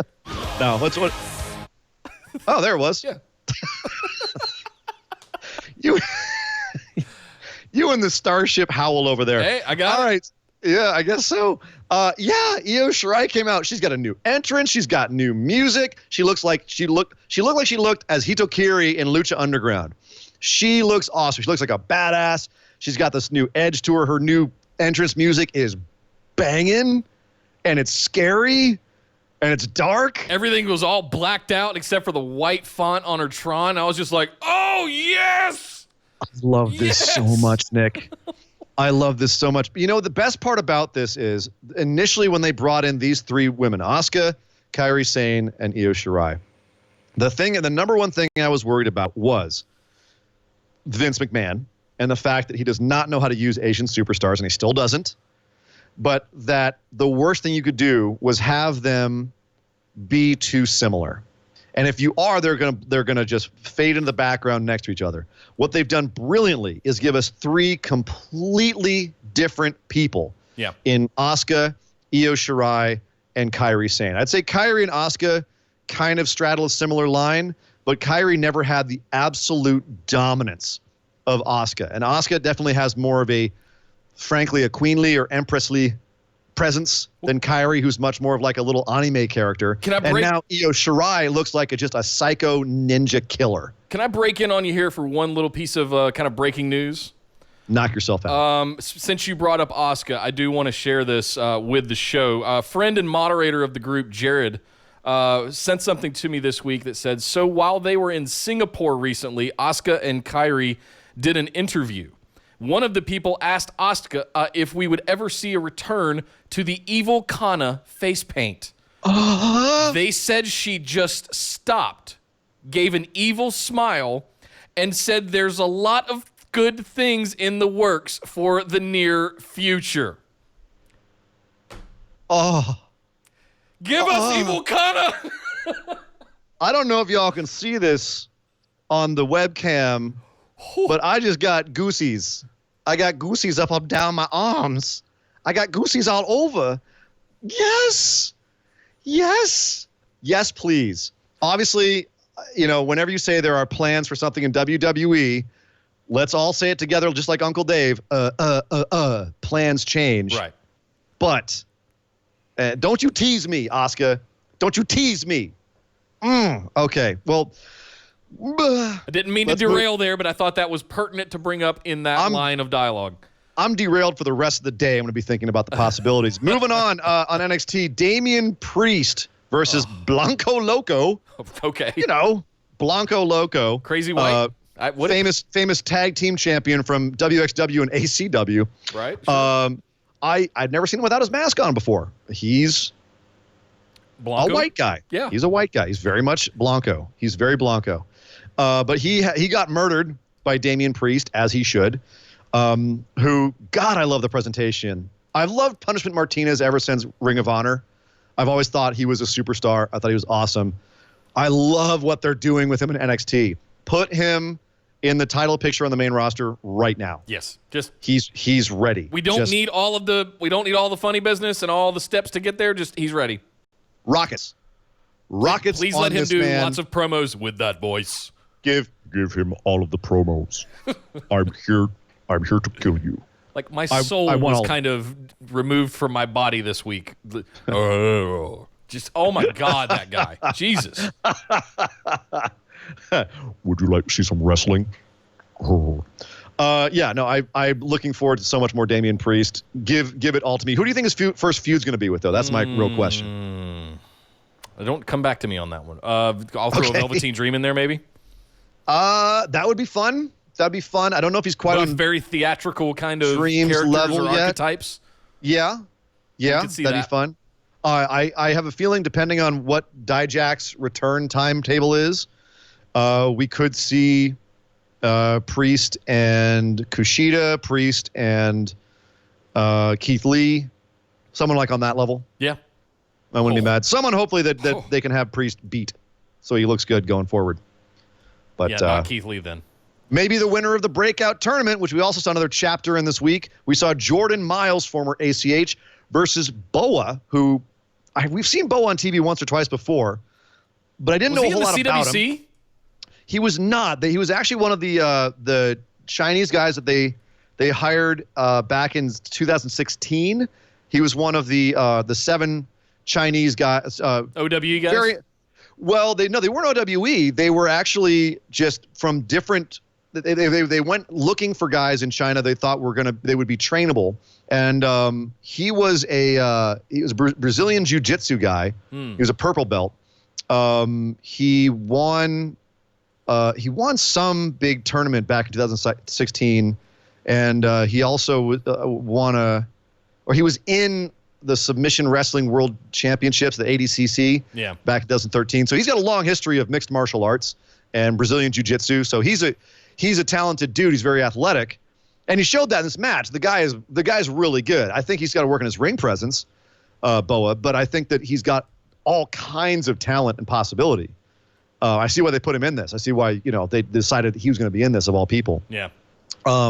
So he was really good, but the problem is they put him in this with frickin' ACH, with Jordan Miles, who has been freaking everywhere. He's been all over the world, man. He's been in New Japan, MLW, Impact, Dragon Gate, CZW, would I say Ring of Honor? I've seen him in PWG, Noah. Like, he's literally been everywhere. He's been doing this for 13 years already. Like, he's already virtually a freaking he's been around for a while. I'll put it that way. And it showed in this match. He's got everything. He is Apollo Crews if he had a personality. But even bouncier. He's fantastic. I said he was my pick to win the whole thing. This just proved it even more, this match. So Nick, I believe this is your first time setting eyes on both these guys. What did you think? I thought it was fantastic. So so far, this breakout tournament, almost like the CWC, lights out. We're seeing a lot of new faces, and not one of them has underperformed. Agreed. So I am all eyes on the breakout tournament right now, breakout stars tournament, because if what we've seen so far is any indication, the future is bright for NXT for sure. A lot of guys. No wonder they had to do this tournament if they have this much talent just sitting in the wings. Yeah. And how waiting. Was Regal supposed to just pick? At the end of the day. Let them pick themselves. Right. Let them fight. Let them fight. Let them fight. Next week, we've got in the breakout tournament, we have Dexter Loomis versus Bronson Reed, former Jonah Rock. That should be a very interesting Haas match, Nick. I think you will like that. People, y'all don't know, Jonah Rock does some big boy things, and he's a big boy. Who do you think, Loomis or Reed? Who do you think is advancing to face Trevor Lee? I'm gonna go Bronson Reed. I am too. I'm biased. Yeah. I have to pick him. I have to pick him because I'm biased. I don't know enough about Dexter Loomis. But then between Trevor Lee and we're saying Bronson Reed, who do you think goes on to the finals, Reed or Lee? You could pick either one. I think Trevor Lee's got a lot of Daniel Bryan-ness to him, in a way. Yeah. Really? Yeah. Oh, all right. He also because looks a little. He's tiny and sparky and does some crazy stuff, but he's also got some big striking abilities. I'm a fan of his. So let's see what he does with a big boy. I'm looking forward to seeing that match. If it is against Bronson Reed, I think they'll put on a good match. They've faced off before, so I look forward to that. But as I said before, we've got Miles versus Garza. Oh God, we're gonna get Garzadong back, aren't we? Garzadong, it's back. Garzadong. Oh, it's back. It's gonna be back in 2 weeks. Oh God, hide your wives, hide your sisters, hide your mothers. Garza Jr.'s back. I think this is going to end up as Lee versus Miles in the final, and I think Miles is taking it. That's my prediction, just based on their experience in the ring, how ready they are to go. So that's my thoughts. Nick, we mentioned earlier that we had a Street Profits tag team title match against Birch and Lorcan against the Brit Am Brawlers, and delicious. That is absolutely a must-watch match for this week. Yeah, if you don't watch NXT on the regular, just go find this match. I think it's on YouTube by now, or it's on the network. Just go watch it. It was about a 20-minute match. They beat the hell out of each other. They all got spots. They all looked good. And at the end, there was no interference. There was no run-ins. It was a straight-up pinfall. And yet both teams looked monstrous coming out of it. They both looked amazing. That's good tag team booking. Yep. Right there. I love that Dawkins was showing some more character, running his mouth while getting a guy in a headlock. I forget who it was. I believe it was Danny Burch. He had a headlock, and he was just talking crap to him. No, it was Lorcan. Excuse me. It was Lorcan. He's like, oh, we going for a spin now, Loney. Loved it. That's great character work. When you're on a team with someone like Montez Ford, you need to up your game in terms of the personality department. And even Dawkins has come a long way for that. That's what I'm saying. Dawkins has come a long way. Oh, yeah. That's what I'm saying. Oh, I thought you were talking about the other guys in the match. No, I completely agree with you. We're on the same page. Yeah. Yeah, no, Birch and Lorcan are just there to be hard asses, but Dawkins has got to step up his game when he's next to someone who's just, red hot superstar like Montez Ford. So good job for him. Great match. Check that out. Couple other NXT things. Velveteen Dream had a press conference, which was hilarious. Did Velveteen Dream things and shrugged off the possibility of Roderick Strong being his next challenger for the North American Championship. So here we had the Street Profits disposing of another team, which means the only major team in NXT that they could possibly face next is the Undisputed Era. And we have Velveteen Dream potentially going into a feud with Roderick Strong. And Adam Cole is currently the champion. And we're about halfway through the year, Nick. Is it possible that 2/3 of the way through this year, we could see the prediction coming true and the Undisputed Era is draped head to toe in all of the NXT gold? The prophecy will be fulfilled. Prophesize. I believe so. I think it was early to make that claim, but and it's funny they spent the first 6 months of the year making that claim, and it got derailed by injuries and call-ups. Like, they have been navigating through some chop to get here. But here we are, looking like that's what's going to happen. It looks like we were right. Mia Yim will be facing Shayna the next takeover. All these matches are starting to fall into place. Shayna gave a promo saying doesn't give a crap about Mia Yim. Everyone's got a sob story. Boo-hoo. I'll still kick your ass. And finally, our boy Keith Lee had a little promo saying, my first year was not everything I wanted it to be, but I'm coming out stronger, and I'm going to come back, and I'm going to be limitless. But the best part about this whole bit, Nick, he was wearing a Keith Lee King of Saiyans t-shirt that was based on the New Japan shirt, only it had the giant monkey from Dragon Ball Z in the center. My nerd heart was a flutter. Calm yourself. I can't help it. I love that shirt. Well, next week we're getting Kushida and Apollo Crews, as well as an unnamed opponent for Adam Cole. That's going to be a squash match. Yeah, I agree. I feel like TakeOver is starting to take shape. We're about 3 weeks out, I believe now. If I'm doing my math right, 3, maybe 4 weeks, maybe a full month. I think it's August 10th for TakeOver. I know SummerSlam's August 11th. Anyway, I feel like that this is starting to take shape. I think you're right. Fish and O'Reilly go for the titles against the Street Profits. We're going to get Velveteen Dream, Roderick Strong, Shayna Mia Yim. There's all, and Dream and Roderick. I said that already, but it's all starting to take shape. So I hope that they stick with this. That's a great card if it is leading into TakeOver. Just keep building it. Keep having EO come out every single week with that new entrance. Good God, man. Absolutely. Psycho EO is mwah. I like it. Other things I like, though, are New Japan G1. Nick, we've got so much still to get to because we got to talk about New Japan, AEW's Fight for the Fallen, which is this weekend, and Impact Slammiversary. So much left to go through in the wide world of wrestling. Let's go to New Japan first. The G1 has started. G1 it was in Dallas, Texas this last week, and we had the first series of matches from the A block in the G1. And Nick, let's run it down real quick. We had Will Ospreay versus Lance Archer. I'm going to say this right now, and please chime in. I didn't know Lance was coming out hard like this. Lance Archer came out in his home state of Texas with a new look, shaved the sides of his head, looked like an extra from the Road Warrior, came out, and this 6'8" monster put down Will Ospreay like a dog. Like, he beat Will Ospreay pillar to post. He did an old school top rope ring walk halfway around the damn ring.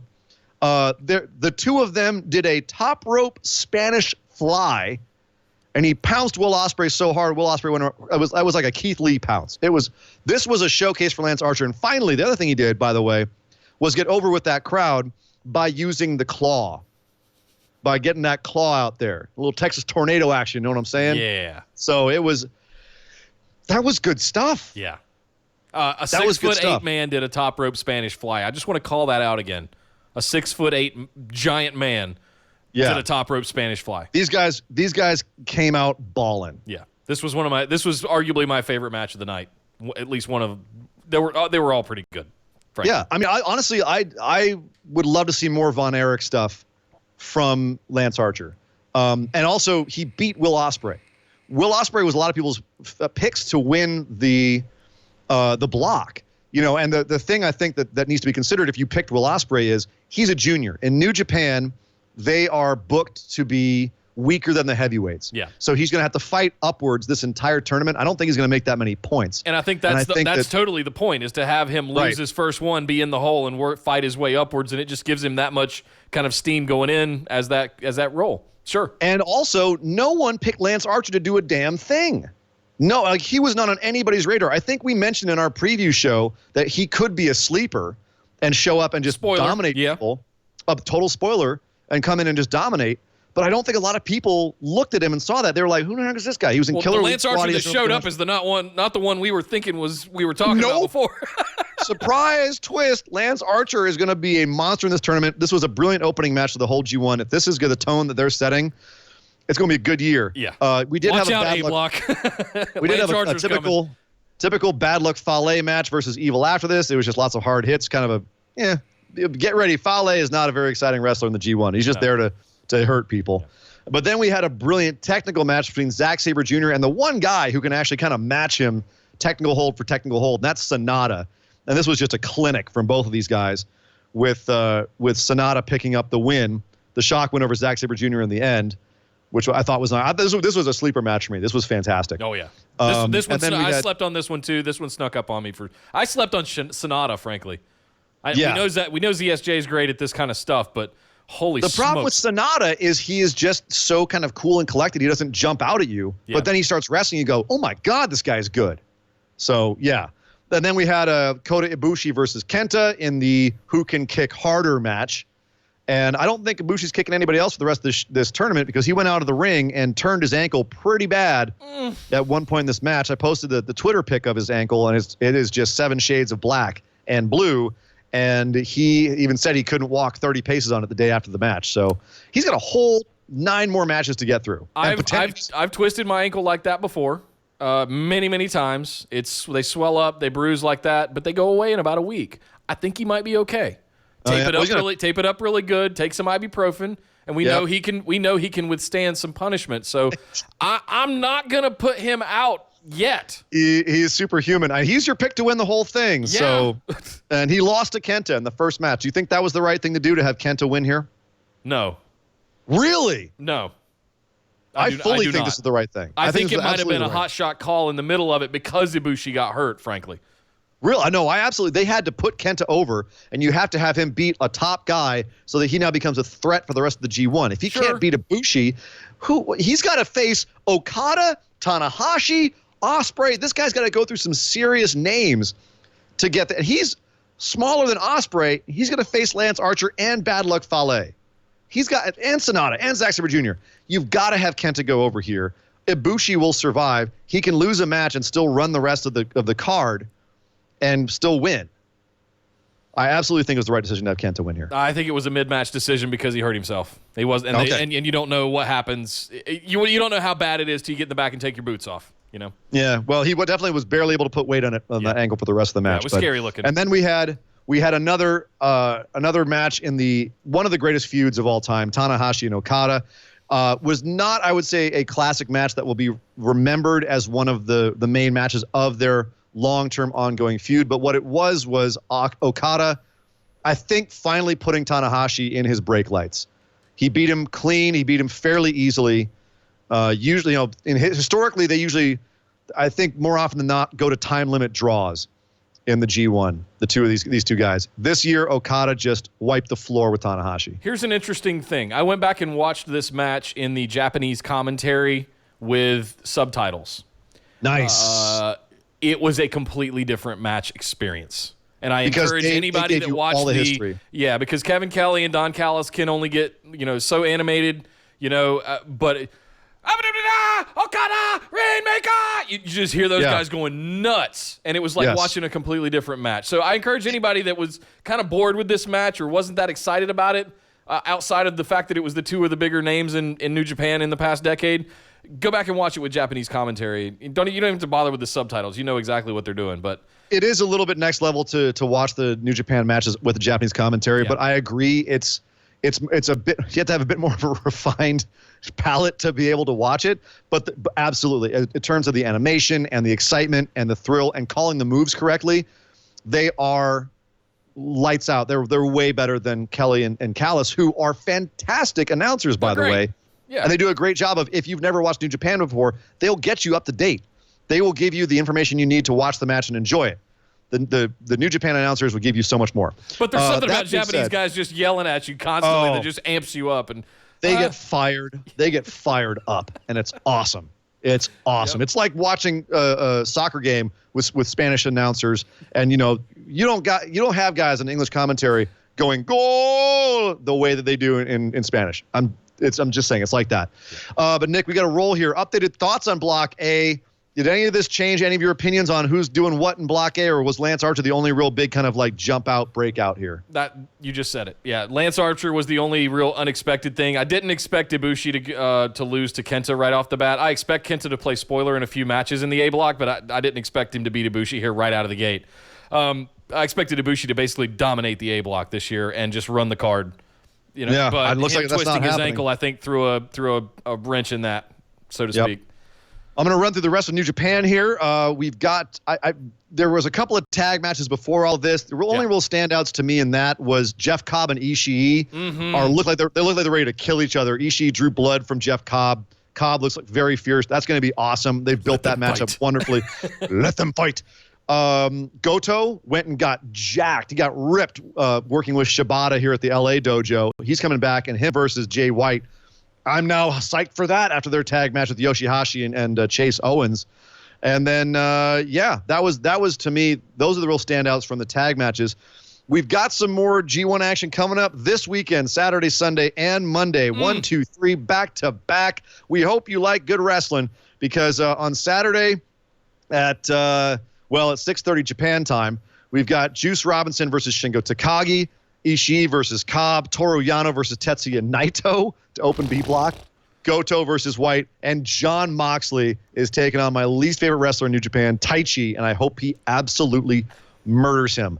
I can't wait for that. Now, what are you going to do if Taichi pulls off another win against Moxley? You're not going to want to be within a 30-foot radius of me if Taichi beats Moxley. A block's coming back on Sunday. You've got Okada versus Zack Sabre Jr. Yes, the one guy who's got Okada's number, Zack Sabre. I can't wait. Tanahashi versus Kenta. Right off we're getting that right away. You've got Ibushi versus Evil, Ospreay versus Sonata, and Archer versus Bad Luck Fale. Big boys versus big boys for A block on Sunday. B block on Monday. You've got Juice Robinson versus Hiroki Goto, Ishii versus Jay White, Toru Yano versus Shingo Takagi, Cobb versus Moxley, and Naito versus Taichi. So great stuff. One quick other thing about New Japan. They did announce there's going to be 3 shows in September here in the U.S. Lowell, Massachusetts is getting the first one on the 27th. Hammerstein Ballroom in New York City on Saturday the 28th. That's going to be Tiger Hattori's retirement party. That's going to be a very emotional night. I'm looking forward to that show out of the all 3. They're also doing the 2300 Arena in Philadelphia on the 29th. And all those tickets will go on sale Friday, July 26th if you live in any of those towns. Nick, lots more to do. Not a lot of time. Let's head over and talk about AEW. Fight for the Fallen is this Saturday. Want to do some pick'ems? Sure. Why not? Why not? This is like, what is this like a... This is like it's not a B-level show, but it's like what is the purpose of this show? Is there any story behind all of this, or just a lot of these don't really have story. A lot of these are exhibitions, not really stories, but they're going to be fun matches. Some of these have just been announced before the show today. Sonny Kiss versus Peter Avalon, another librarian match. Ooh, I can't freaking wait. Yeah. I loved how the Bucks doubled down on the librarian gimmick on being the elite this week, where it basically was winking at the camera and going, "We know it sucks, and we're comparing it to Baron Corbin. Haha, get it?" So, I don't know. And we'll see. Who do you think's winning this, Avalon or Kiss? Kiss. Agreed. I think that the librarian gimmick is intentionally horrible, and they're just going to lose the whole time. Yep. Joey Janela, Jimmy Havoc, and Darby Allin versus Shawn Spears, MJF, and Sammy Guevara. That's going to be on the pre-show, the buy-in. Who do you have winning? Which team is winning this match? You could pick either one, frankly, but I'm going to go Spears, MJF, and Guevara. I'd have to agree. I think they're going to hype up Spears before he has his big feud with Cody, so I think that they're going to put the shine on him here. Kenny Omega versus Shima. That's going to be on the main card. Who do you think's picking this one up? You could go both ways there again, but I'll pick Omega. I'm going to pick Omega. I don't think there's no two ways about it. They're keeping him hot. He's got to pick up wins. Wins and losses matter in AEW. That means Omega's got to win this one. SoCal Uncensored, which is Kazarian and Sky versus the Lucha Brothers. Will the Lucha Brothers finally pick up a win in AEW, or will their non-exclusive contracts cause them to lose to SoCal Uncensored? I think we are seeing a lot of SCU in and around AEW, and I think those guys are kind of made men. Absolutely. To go back to Godfather references. So I'm going to pick SoCal Uncensored. SCU in the house. Oh, all right, dude. Yep. That's a bold pick. Brandy Rhodes versus Allie. Who do you have in this one? Who are you picking? Oh, Lucha Brothers. Oh, okay. Hold on. You can't see it. You can't see my signed Pentagon Junior mask up there on the wall. Lucha Brothers. Lucha Brothers. Cero Miedo for life. Brandy Rhodes versus Allie. Who do you have here? Brandy Rhodes. Really? Yeah, all right. That pre-show match last time, was that just 2 weeks ago? Was that really just last weekend? Yes. Yeah. I think Brandy's going to win this one. Okay. I actually think that Allie's winning this one because Brandy's going to be more of a authority figure. And so I think she's going to be there to put over people. Sure. So I think Allie's going to take this win here because here wins and losses matter. We know that Britt Baker and Bea Priestley are going to be in action. Priestley for the first time. We don't know against who. We don't know if they're both going to be having squash matches against Enhancement or what's happening. They're not fighting each other? Well, that's my thought. Is why not just have them fight each other? Okay. So I have it here: Britt Baker versus Bea Priestley. If they do end up fighting each other, who do you think wins here? Britt Baker. I would have to agree. They're setting her up to be like the big women, the Charlotte Flair of AEW, so to speak. Possibly the first champ, first female champ. Yeah, I would agree. I think that Bea is going to be there in the mid card for the women, at least for a while. So I agree, Britt Baker here. Dark Order versus Luchasaurus and Jungle Boy versus Angelico and Jack Evans. Who is picking up the win here? This one's tough because I'm a big fan of Dark Order. I'm also a big fan of Luchasaurus and Jungle Boy. And I also kind of love the high-fly craziness of Angelico and Jack Evans. Sure. So this is a three-way coin flip for me. I'm going to pick Dark Order because they've got that presence, and it's just they've been involved in both pay-per-views so far. Yeah, I think they're gonna. This is where they're gonna stamp them as a legit team in contention.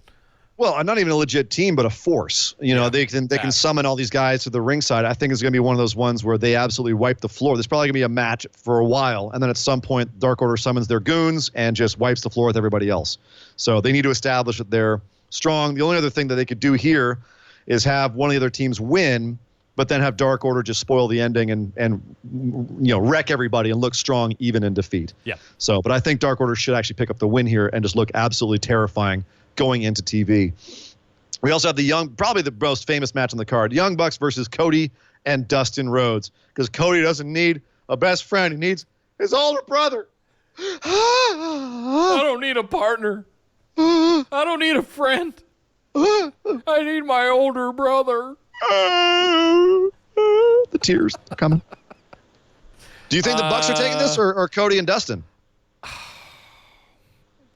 I don't know. Does Cody just put Dustin down here? I thought that's what that other match was. I didn't realize they'd be bringing Dustin back, right? I wonder what this is going to be because I think Dustin is down to do more with AEW. So do they create a story ongoing between Cody and Dustin where they don't communicate in this match and something happens?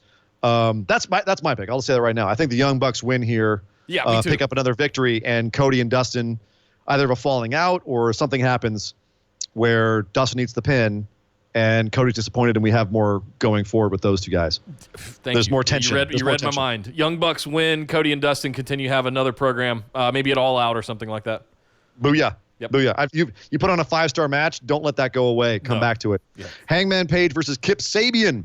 Who do you think's picking this one up? Roman Reigns. I mean Hangman Page. Yes, agreed.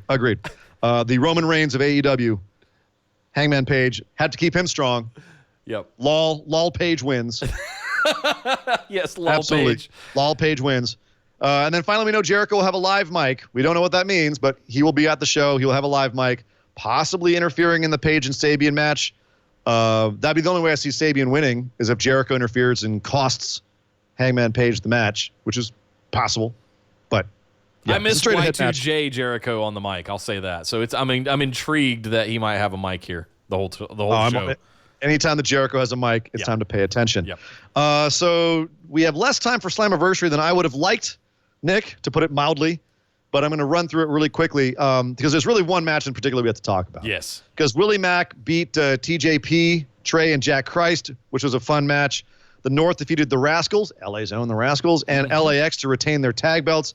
Eddie Edwards defeated Killer Cross in a first blood match, as we predicted. I did not predict how they were going to draw first blood because Eddie Edwards broke his kendo stick in half and stuffed it down Killer Cross's throat until Killer Cross spat up blood.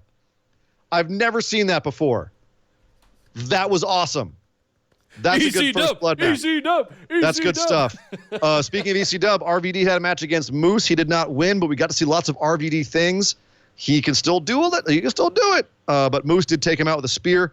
Taya retained her women's championship against Rosemary, Jessica Havoc, and Su Yung in a Monsters Ball match. I wish it had been an actual Monsters Ball match. This was essentially just a hardcore match or like a Extreme Rules match. DQ kind of thing. Yeah. An actual Monsters Ball match. You're supposed to be chained up in a room for 24 hours before the actual match, and no food.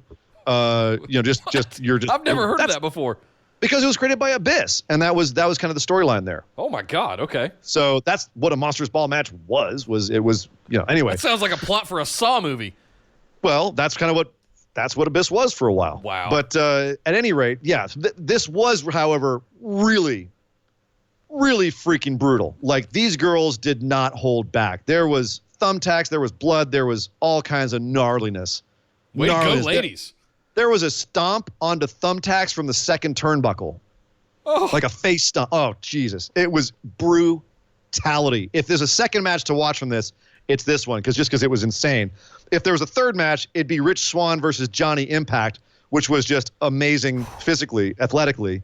But Rich Swann did retain his X Division belt. Not surprising, because supposedly Johnny Impact is leaving Impact and going somewhere else. Johnny Impact to AEW! You heard it here first! So is his name going to be Johnny Elite now? Probably. Yeah. And I think that's brilliant. Yeah, I do too. I keep it going.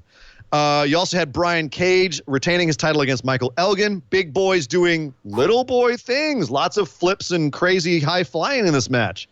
Actually, really crazy match, but very entertaining. The only thing really to note about this was after the match, we got some spears from a masked figure who came out and wreaked havoc. Rhino appears to be now back in Impact. So interesting. Cool. Rhino, Elgin, and Brian Cage all in the ring together. That's a lot of meat. That's a lot of beef. A lot of meat in here. A lot of meat in here. And finally, the match we have to talk about was the first main event intergender match, and that was Sami Callihan versus Tessa Blanchard. Another incredibly brutal match. Baseball bats. Sami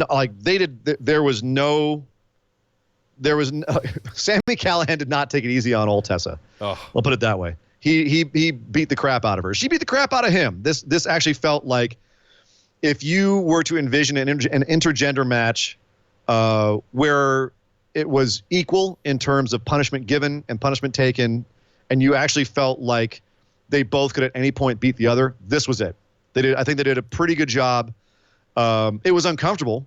Yeah. You know, I think it's either your thing or it's not. It's either you can get past that a man is laying hands on and beating up a woman because of the auspice of sports entertainment or it being a sporting event, or she's choosing into it, or whatever it is. Either you can wrap your head around that and you're okay with it, or you're not. And if you're not, do not watch this match. I'm a good old weird Southern gentleman where I don't know if I can watch this, to be honest with you. Full disclosure, I've not watched it yet. It was on my list for the weekend viewing. So much to do this week. You were flying all over the place, but watch it. I want next week, Nick. Let's talk about it. We don't have enough time right now, but let Nick watch it, and next week let's do a little Impact segment. Let's give your thoughts on it, because the real controversial thing here was that Tessa lost, and people were like, should she have lost after taking that beating from Sami Callihan? Now he did show good sportsmanship and hand her the bat afterwards, and she stood tall. And had he gave her the ring, and she walked out standing tall and crying and being a baby face. So I think that it's going to depend on where they go with her after this. Already they have them lined up for a tag match this Sunday. So it looks like they'll be teaming up going forward. Like, she's earned Sammy's respect, and now she's badass enough to fight alongside him. That kind of thing. If they have this be something where she is victorious even in defeat, and going forward, this adds to her babyface character. I think this it will be a great thing for her. But let's put it on the list to do a bonus episode on intergender wrestling in general, maybe based off this match, because I think there's a lot to say here philosophically and inside and outside of professional wrestling. So I think there's plenty about this that I want to say, but let's save it, because I think we could make a really good episode out of that. Sounds good. Let's move on, sir. Yes. All right, guys, it is time for our listener questions. Thank you very much for hanging in there, everybody, in the live chat. For those of you, if you'd like to get in and ask us questions every week, you can do so for just a small $5 a month contribution over on patreon.com/BWO. Essentially the cost of buying Sir Ian Dangerous and I a beer once a month. You can participate every week in the show. Not the beers I drink, sir. I drink like $15 craft you're brews. Drinking those like 8% IPA, whatever, double IPA. Buy me a tall boy, a Miller Lite, and we're good. That's such what a I'm hipster saying. bastard. Yeah. First up, Andrew, thank you for the question. Do you think having so much talent is causing the creative issues in WWE, as they just have too much to work with? Is this also why they keep calling up the NXT talent, as if something does not get over, they don't have to keep trying? No, I think the issue isn't having too much talent. It's not knowing what to do with the talent that they have. Yeah. It's not like I don't think they're sitting there going, we don't have enough for all these people. It's, you've got enough people there. You could, you've got so many people that you could just look around and point at somebody and say, I've got something for you, if you actually had creative ideas. Yeah. We know that Vince has a hard time not just booking the top of the show, or thinking about the top of the show, the top of the card rather.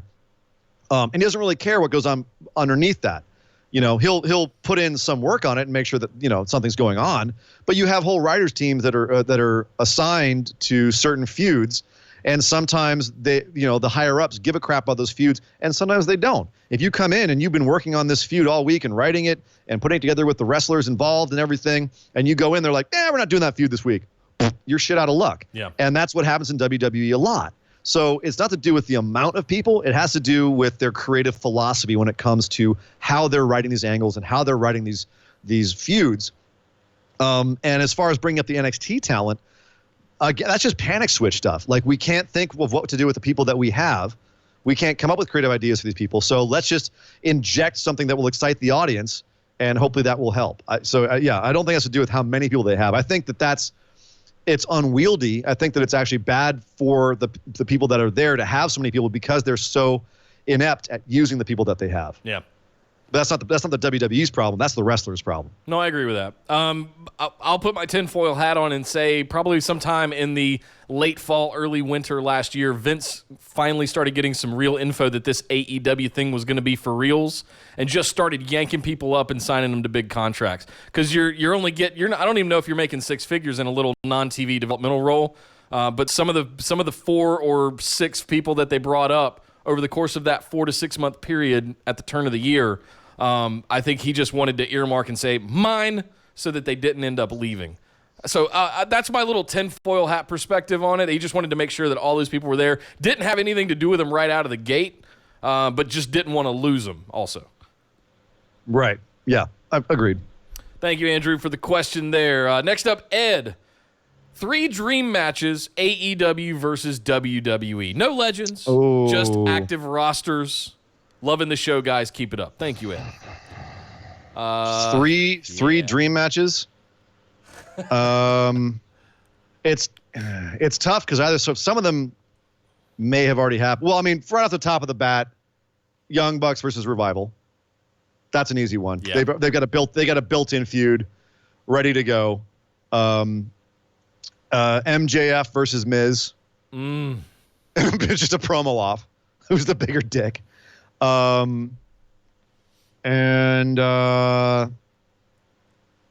Ricochet versus Jimmy Havoc. I'll put that one. Yeah, no, not. I don't know not that so much for fought me. Before either. Not so much for me, just because they're very different styles. Havoc is much more of a hardcore guy, and Ricochet is much more of a flyer. I've seen Ricochet Pentagon Jr., or otherwise I would have said that. I've seen a lot of that. Yeah, exactly. That was like season 1 of Lucha Underground right there. Yeah, we've seen a lot of that. But I would like to see Pentagon against like Nakamura or something like that, or Finn Balor. You know, I think those would be my choices. Off the top of my head, like just. I'm trying to think of big boys, but there's not a lot of big boys in AEW right now. No, the vanilla midgets over in AEW, my friend. Awesome. Thank you very much, Ed. Next up, we got Andy is putting Evolve on at the same time as Fight for the Fallen strategic and the biggest acknowledgement of a new competitor by the WWE. Interesting. Will this backfire, and what will they do if there's a huge difference in ratings in the favor of AEW? I don't have the tweet in front of me because he deleted it. Kenny Omega, during the whole Seth Rollins kerfuffle where he got himself in hot water on Twitter and got into it with Will Ospreay and everybody else, Kenny Omega threw in his 2 cents, and he said that essentially that it was highly inappropriate and spoke to WWE being afraid of AEW, that they would run a show funded by Saudi Arabian blood money against a show that was all about, the veterans and giving money to people who had sacrificed everything for this country. Yeah. So that you know how Kenny Omega feels. Kenny Omega absolutely thinks that this is WWE taking pot shots at AEW and it's inappropriate. As far as me, from what I understand, the Evolve paper, that like they were lined up to be on this weekend long before Fight for the Fallen was. The fact that WWE's promoting as much as it is raises an eyebrow. But it is the 10th anniversary of Evolve. Evolve has become more and more under the WWE's auger recently. So I'm not ready to put my tinfoil hat on yet for this and have it be WWE's directly trying to run against AEW. Because frankly, if they really were, you'd think they'd put something a little bigger against it. Obviously they're trying to counter program at least a little bit. I think that's possible. But I don't think this is like a major salvo. This is not WWE bringing out its big guns on AEW or anything here. So no, I don't either. I think it's coincidence more than look. You've got the G1 going on all weekend. You've got Fight for the Fallen. You've got the Evolve thing. You've got Extreme Rules happening. I don't have time to figure out who's trying to undermine the other one. There's so many shows on to watch this weekend. I don't think it's anything malicious intentionally like that. Like you said, it's been planned for some time. There's been plenty of times where there's been underhanded tactics used by the WWE against other promotions. I don't believe this is one of them. No. Yeah, same. All right, Andy, thank you very much. Good question. Next up, Brad. So is this whole commercial break deal just more annoying than anything else WWE is doing? Is there not a way to run 10-minute matches, then run 2 to 3 minute promos, then break for commercials? Can they just stop the 15 to 20 minute promos and actually get back to wrestling so that it isn't breaking up what we are all tuning in to see? Rhetorical question much? I think rhetorical. That's rhetorical, self-explanatory. We totally agree. Yes, great question. Yeah, absolutely. Yes, we agree. You're exactly right. We think the same way. Spot on. Yep. Thank you, Brad. Next up, Jacob. What has been your favorite pay-per-view or show since you guys have since we started the podcast? Oh, Jesus. WWE or otherwise. On a personal level, it's probably got to be me, the 2017 G1. I'll say the whole tournament as a whole because it really turned me on to New Japan after working with Ian for the first few months. That was a big deal for me personally. And frankly, if we do this professionally. So is this, that was a big deal for me because I had previously just kind of, I had heard of AJ Styles, I had heard of Finn Balor, I had heard of Bullet Club. I didn't really understand a lot of it. That was a big deal, big turning point for me since we started doing the show. So that's it's daunting. It's daunting. New Japan can be a lot to get into because there's so much history and it is a little obtuse at first with a language barrier and everything else, so that's understandable. Yeah, but no, good call on the G1. That would definitely be one of my top ones as well. The G1s have been absolutely lights out the last couple of years, but then so was Wrestle Kingdom 2018, Dominion, I think went on right after we started in 2017. That was a really good show. I think my number one's going to be All In, actually. And we didn't make that much of a deal out of it on the show. But that was one that I think we're going to look back on, and that's going to be a really, really important milestone. Milestone. I was going to say paradigm shift, but Moxley already stole that from me. Yeah. It's a big deal. Honorable mentions. I'll throw New Orleans Takeover and Takeover 25 out there. And I'll throw in the couple of New Japan shows I've been to here since we started the show, both in Long Beach and in San Francisco. Those were all really entertaining, a lot of fun too. We went to a Lucha Underground taping. That was a lot of fun. That wasn't a pay-per-view though. Yeah. But that's a tough question. It's funny to really answer that honestly. I would have to go back and look through my notes and see which one we kind of lost our mind over the most. So that's why All In's the easy one for me. I think that's the one that stands out as being like, that's a big one. It was a fantastic show. But then it's also like, in terms of that, I think is going to be something we look back on and define, because I think that define our show by, because we started this show, Nick, I think just as this wave of modern wrestling is starting to crest. Like, I think we're going to look back and say that we started this podcast at a really, really incredibly timely time. Yeah. And we got in before a lot of this really started taking off.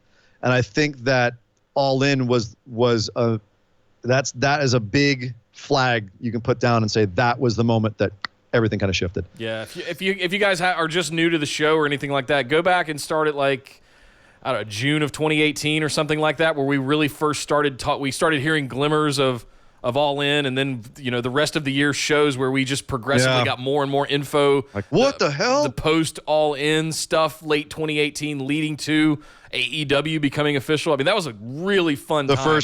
The first show of this year where we were like, AEW's for real. Yep. It's really happening. Yep. We were both like, oh my God. So, all right, we got to move on here, Nick. Great question, Jacob. Thank you. That's a really good one to be introspective about. Tough one. Next up, Will, do you think this pay-per-view is finally the spot where Brock cashes in? Yes. Both champs have had respectable 3-month reigns, and Paul saying this could be the time where he is finally lying to us makes it seem like they're trying to pull off some reverse psychology. I mean, really blatant reverse psychology. Yeah. Really blatant reverse psychology, which I think was Paul's point.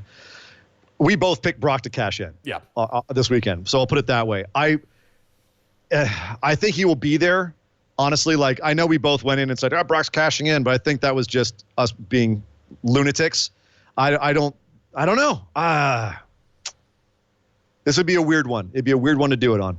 I think he does, and Seth and Becky are so hot right now. They got their own thing going on, but Kofi's starting to wane a little bit, in my opinion. Yeah. Man, people are going to be so pissed if Brock has the title again at the end of the show. I just think it's going to be a total swerve that he's going to come, because they've been hinting at or Kofi, right? I think it's going to be Kofi. They're not ready for it yet. Like, I picked the most pessimistic outcome. I literally picked the most pessimistic outcome. Brock comes in, screws up the title match, takes it off of Baron Corbin. Lacey Evans is your women's champ. Brock Lesnar is your universal champ. It's the darkest timeline, Nick. It's the darkest timeline. Please don't be right. Please don't be right. No kidding. Thank you, Will, for that question. Last but certainly not least, Eric, do you guys think Impact can capitalize on this momentum coming out of Slammiversary last weekend? I mean, people have been saying they're going to capitalize on momentum on and off for years. I think they can. They left themselves in a great position to do so. They're losing a couple of people right now. There's still some turmoil. There's still, it's still a lot of stuff up in the air, and I still think that they're they're under the gun more than any other major indie promotion right now, whether that's Ring of Honor, TNA, MLW's big time on the upswing. Yeah. I think Impact is in the most, well, I think Lucha Underground is in the most awkward place because they're pretty much dead. Oh, they're done. But they're toast. But yeah, could they? Yes. Will they? No idea. No idea. That's completely up to them and what they do. But they have been booking way better than Ring of Honor. They still have a ton of talent that they can do a lot with over there.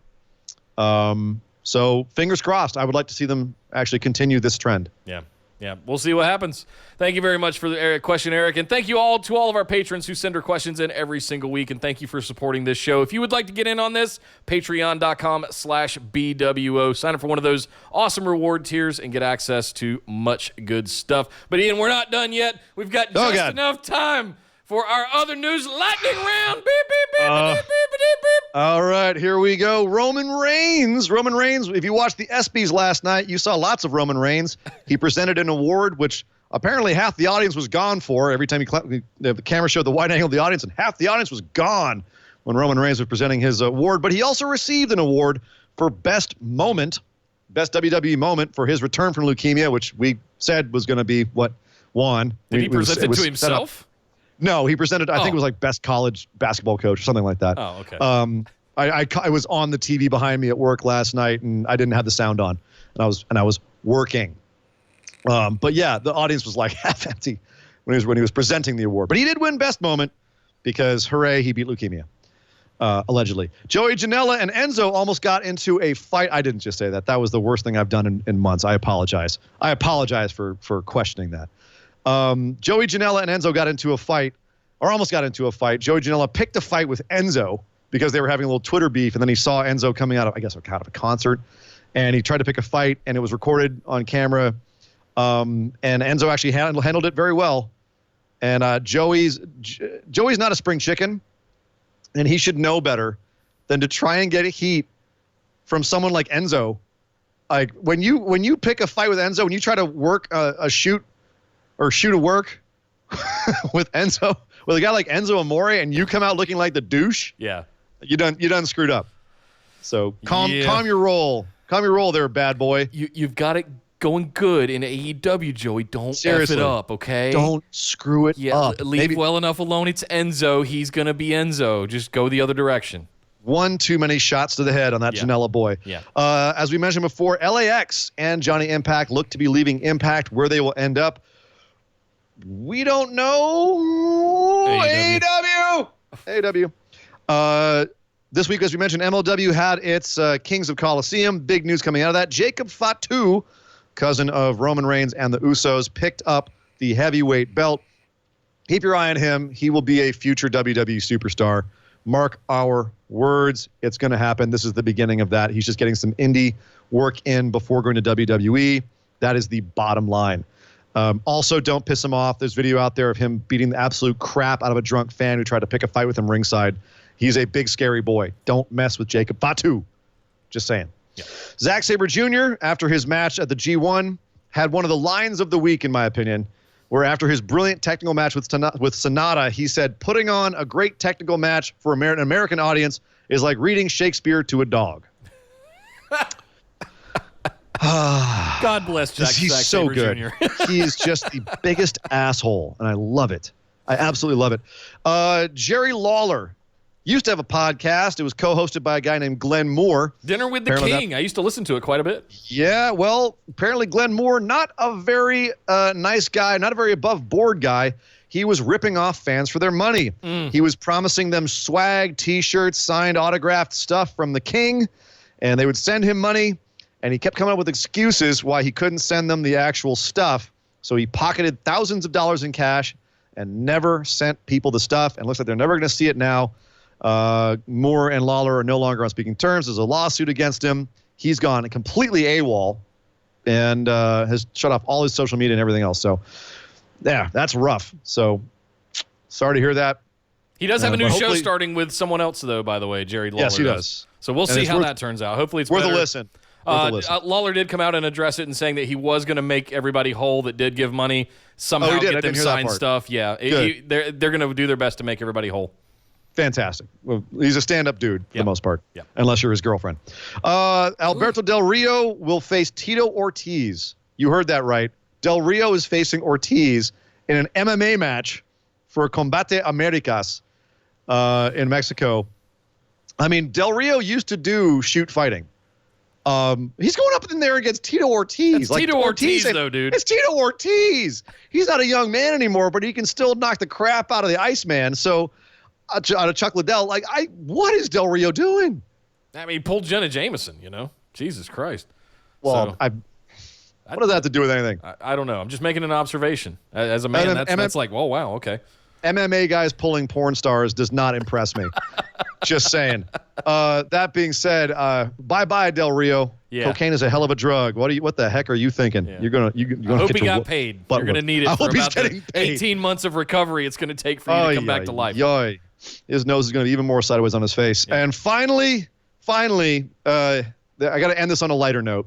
Right here in LA, we have a promotion called Bar Wrestling. It's Joey Ryan's own promotion. It takes place on Wednesday nights, and it is typically a lot of fun, but some strange stuff happens every once in a while. And Brian Cage had his bachelor party this week there, last night, as a matter of fact.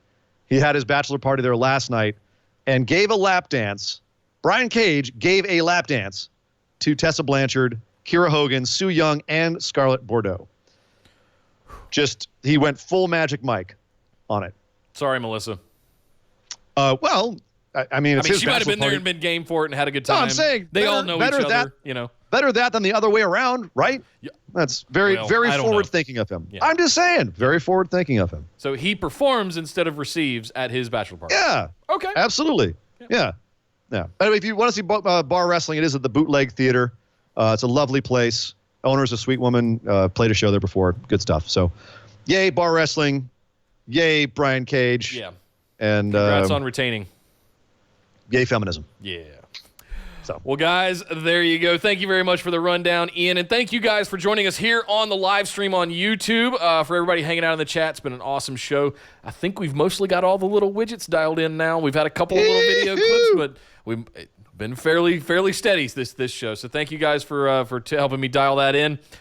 Oh, goodness. But come over and join us in the Busted Wide Open discussion group on Facebook. We're going to have lots of little live chats happening this weekend, so you need to be in there to get those alerts and be able to participate in those with us throughout all of the crazy wrestling pay-per-view action happening this weekend and beyond. You can also follow us on Twitter and Instagram at BWO Podcast, right here on YouTube at youtube.com/bustedwideopen. And be sure to hit that notification bell because it'll alert you in advance when we're getting ready to go live so you can be here and participate in the live stream every single week alongside everybody else.